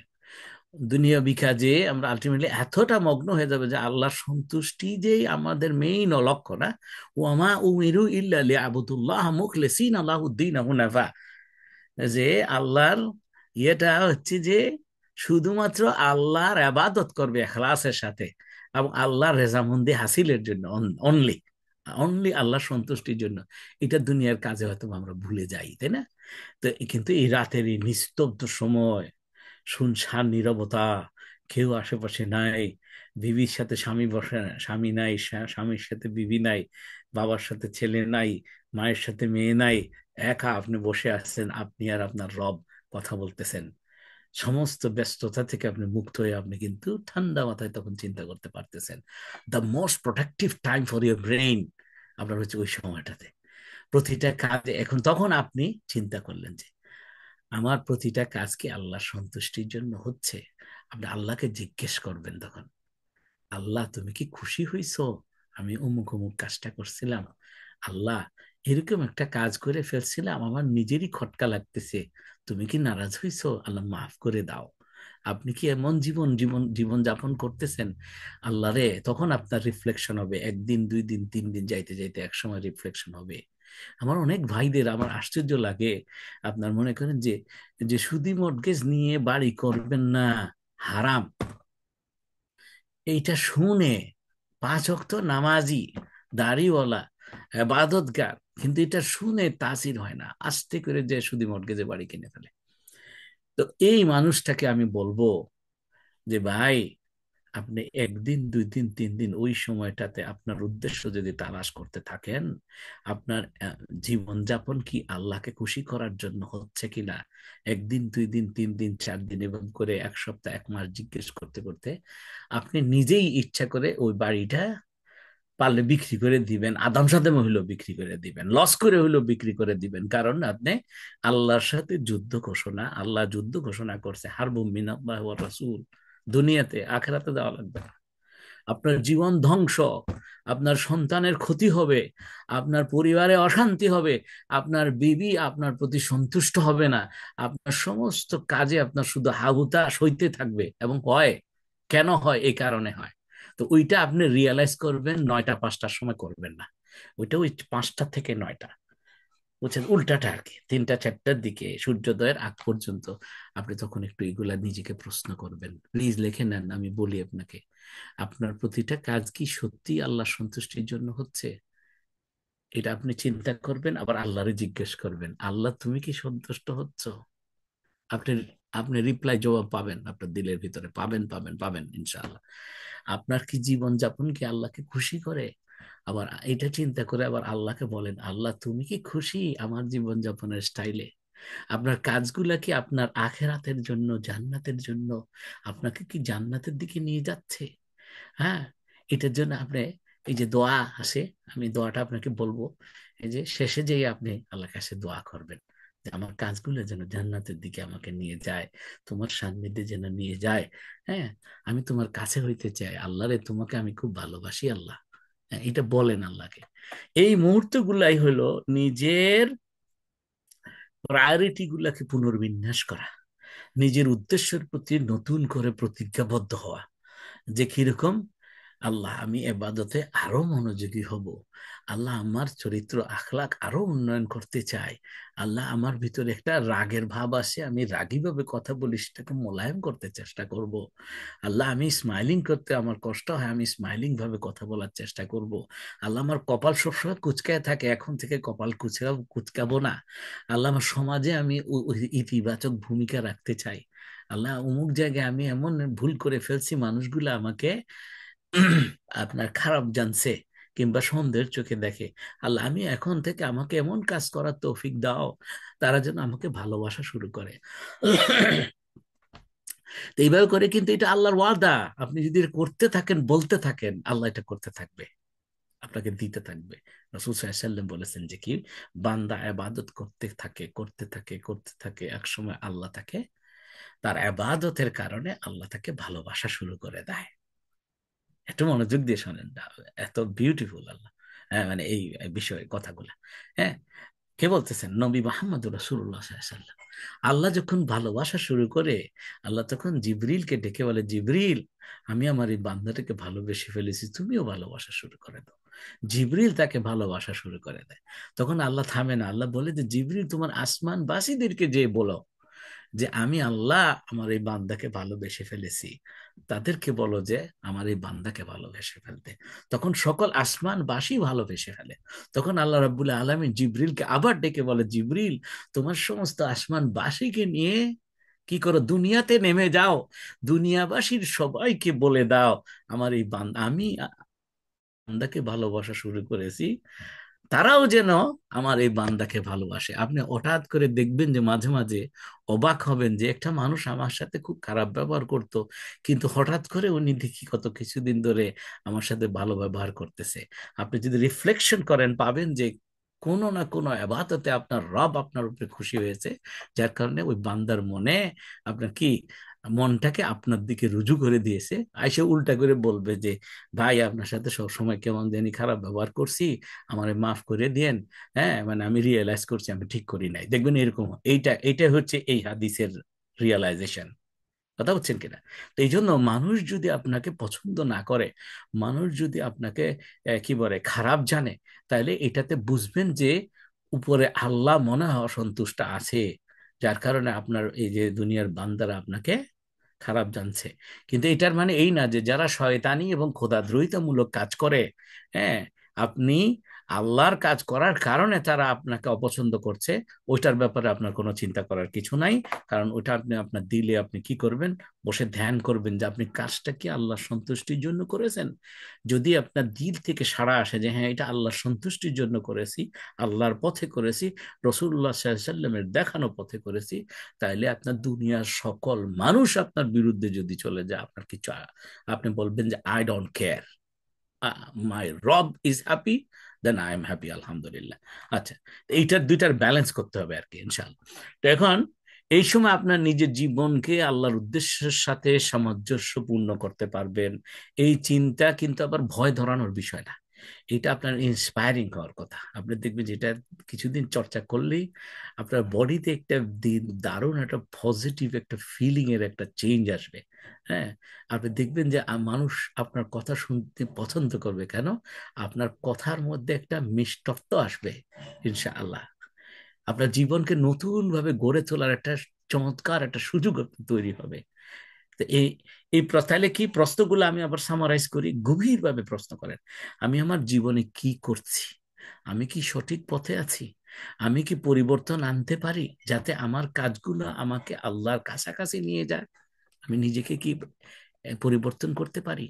যখন আপনার নিয়মিতভাবে এই প্রশ্নগুলোর উপরে ভাববেন প্রতিদিন প্রতিদিন, বিশেষ করে এই ভোরের সময়, তখন আপনি দেখবেন যে আপনার জীবনের সমস্ত দিক নির্দেশনা আরো ক্লিয়ার, আপনি পুরো পথটা দেখতে পাবেন, দরজাটা খুলে যাবে, যেটা বললাম। আপনার সংকল্প আরো দৃঢ় হবে। হ্যাঁ, তো এই জন্য আপনি কি করবেন, এইটা চিন্তা করতে করতে করতে করতে একসময় দোয়াটা পড়বেন। রাসূল সাল্লাল্লাহু আলাইহি ওয়াসাল্লাম পড়তেন, ওনার একটা খুব প্রিয় দোয়া। আমার সাথে পড়েন, আল্লাহুম্মা আহসিন আকিবাতানা ফিল উমুরি কুল্লিহা ওয়া আজিরনা মিন খিজি দুনিয়া ওয়া আযাবিল আখিরাহ। এটা আহমদে এটা বর্ণিত হয়েছে যে হে হে আমার আল্লাহ, আমাদের সকল কাজকে আমাদের শেষ পরিণতির জন্য, মানে আখিরাতের জন্য সর্বোত্তম করে দাও, এবং আমাদেরকে দুনিয়ার লাঞ্ছনা এবং আখেরাতের শাস্তি থেকে রক্ষা করো, আখেরাতের আযাব থেকে রক্ষা করো। এর মানে উল্টা করে যদি বলেন, এমন কাজ আমাকে করতে দিও না যে কাজ অ্যাপারেন্টলি আমার কাছে ভালো লাগতেছে, কিন্তু তুমি দেখতেছো এটা দিয়ে আমার জান্নাত হবে না, তাহলে ওই কাজটা তুমি আমাকে করতে দিও না। আমাকে আমাকে দিয়ে এমন কাজ করাও যাতে করে আমি আপাত দৃষ্টিতে আমি বুঝতে যদি নাও পারি, আমাকে দিয়ে সেটা কাজটা করাও যাতে করে আমি জান্নাত পেতে পারি, তোমার সন্তুষ্টি অর্জন করতে পারি। ঠিক আছে না? তো এখন এই আমি আল্লাহকে আমার রব, এরপরে হচ্ছে যে এটা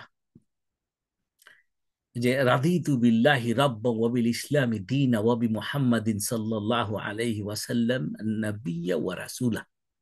যে বলতে এটা আপনার সাইয়া দিছে, হ্যাঁ, আপনার বলছে যে এই যে কোনো এই যে রাসূল সাল্লাল্লাহু আলাইহি ওয়াসাল্লাম বলছেন যে কোনো মুসলিম মানুষ বা বান্দা যখন ঘুমাতে যায়, এবং যখন সে ঘুমাতে যায় তখন সে বলে, হ্যাঁ, এটা যে কোনো সময়ের জন্য প্রযোজ্য, আমি আল্লাহকে আমার রব হিসেবে, ইসলামকে আমার দিন হিসেবে, মোহাম্মদ সাল্লাল্লাহু আলাইহি ওয়াসাল্লামকে আমি নবী হিসেবে মেনে আমি সন্তুষ্ট, পেয়ে আমি সন্তুষ্ট, তাইলে তবে কিয়ামতের দিন তাকে আল্লাহ মানে তাকে সন্তুষ্ট করার জন্য আল্লাহ নিজের উপরে অবশ্য কর্তব্য সে ফরজ করে নিয়েছে। সুবহানাল্লাহ হামদি।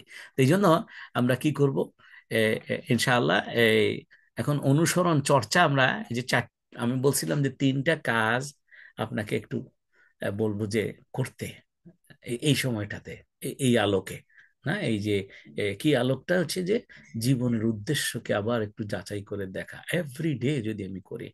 1 নম্বর হচ্ছে জীবনের উদ্দেশ্য নিয়ে 10 মিনিট লিখুন, আল্লাহ আমাকে কেন সৃষ্টি করেছেন। এটা দিনের অন্য সময় আপনি করে নিয়ে ওই সময়টাতে একটু রিফ্লেক্ট করতে পারেন যে আল্লাহ তুমি আমাকে কেন সৃষ্টি করছো। হ্যাঁ, প্রত্যেকের আলাদা আলাদা কিছু উদ্দেশ্য আছে।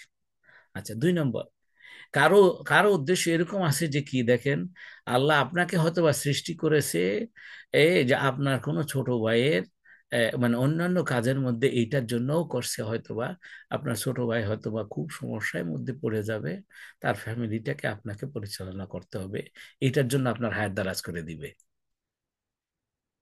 হ্যাঁ, আচ্ছা। 2 হচ্ছে সপ্তাহে একদিন আপনার জীবনের কাজগুলোকে পর্যালোচনা করুন, কোনটি আল্লাহ সন্তুষ্টির জন্য আর কোনটি কেবল দুনিয়ার জন্য, এবং ফাইন্ড আউট করেন আতিনা ফিদ দুনিয়া হাসানা ও ফিল আখিরাতি হাসানা। 20টা কাজ আপনি দেখছেন যে আপনি গত সপ্তাহে করেছেন, হ্যাঁ, 20টার মধ্যে 8টা আছে, 12টা আছে আপনার ফিদ দুনিয়া হাসানা ও ফিল আখিরাতি হাসানা, ওগুলো রাখবেন। আর 8টা আছে আপনার শুধু ফিদ দুনিয়া হাসানার মধ্যে, মানে হাসানা নাই, ফিদ দুনিয়া শুধু, তাহলে ওগুলাকে ডিসকার্ড করে দিতে হবে। 3 নম্বর হচ্ছে প্রতিদিন সকালে আপনি একটা নিয়ত স্থির করুন ওই সময়টাতে, আজকের দিন আমি এমন কিছু একটা করব, একদম স্পেসিফিক। অন্য সময় যা করেন করেন, আজকের দিনে আমি অমুককে ফোন করে তার একটা প্রবলেম আছে সেটা আমি সলভ করব, আমি তার একটা আর্থিক সহযোগিতার দরকার, আমি তাকে আর্থিক সহযোগিতা করব, এরকম একটা নির্দিষ্ট লিস্ট করে ফেলেন ওখানে। প্রত্যেকদিন যদি আপনি এটা করেন, আপনি একটা বিউটিফুল মানুষ হয়ে যাবেন, সুন্দর মানুষ হয়ে যাবেন। আল্লাহও আপনার উপরে খুশি হয়ে যাবে, আল্লাহর বান্দারাও আপনার উপরে খুশি হবে, আপনার শত্রুতেও আপনাকে বিশ্বাস করবে ইনশাআল্লাহ। সর্বশেষ 7 নাম্বার, দিনের পরিকল্পনা করুন নিয়তের সাথে। এটা আমি বেশি লম্বা করব না, শুধু আপনাকে এটা বলবো যে ভালো নিয়তের সাথে আপনি একটু প্ল্যানিং করেন।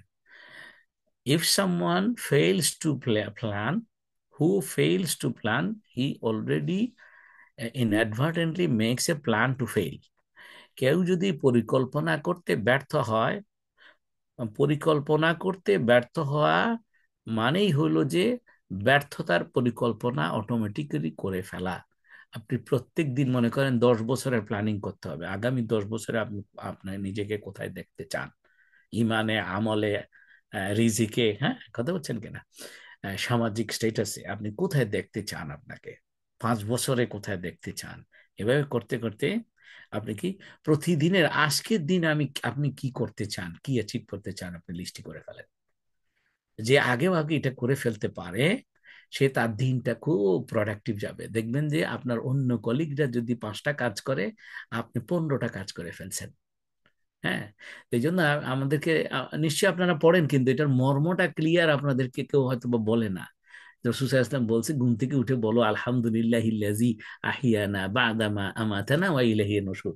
এটা এক ধরনের আল্লাহর নিয়ামতের শুকরিয়াও আদায়, ওই যে শুকরিয়ার পয়েন্টে। আবার এখানে এসে সমস্ত প্রশংসা আল্লাহর, যিনি আমাদের মৃত্যুর পর জীবিত করেছেন এবং তারই কাছে আমাদের কি হাসার নাসার পুনরুত্থান। বুখারী মুসলিমের হাদিস এটা। আচ্ছা, এরপর রাসূল সাল্লাল্লাহু আলাইহি ওয়াসাল্লাম নিয়তের যে হাদিসটা আছে ওইটা ইন্নামাল আমালু বিন্নিয়াত ওয়া ইন্নামা লিকুল্লি ইমরি মা নাওয়া। যে বলছে যে সমস্ত কাজের ফল হচ্ছে নিয়তের উপরে নির্ভর। প্রত্যেকটা ব্যক্তি কেবল তাই পাবে যা সে নিয়ত করেছে। আবার কোরআনের আয়াত আছে, লাইসা লিল ইনসানি ইল্লা মা সাআ, যে মানুষের জন্য আর কিছুই হবে না ওইটা ছাড়া যেটার জন্য সে প্রাণান্তকর চেষ্টা করবে, ওইটা ছাড়া আর কিছু নাই। সে যদি হালাল রিজিকে বৃদ্ধির জন্য প্রাণান্তর চেষ্টা করে, আল্লাহ তার হালাল রিজি বৃদ্ধি করে দিবে। সে যদি তার পরিবারের সম্পর্ক বৃদ্ধি করার জন্য প্রাণান্তকর সাই করে, তাহলে আল্লাহ তার পরিবারের সম্পর্ক বৃদ্ধি করে দিবে, ইমপ্রুভ করে দিবে ইনশাআল্লাহ।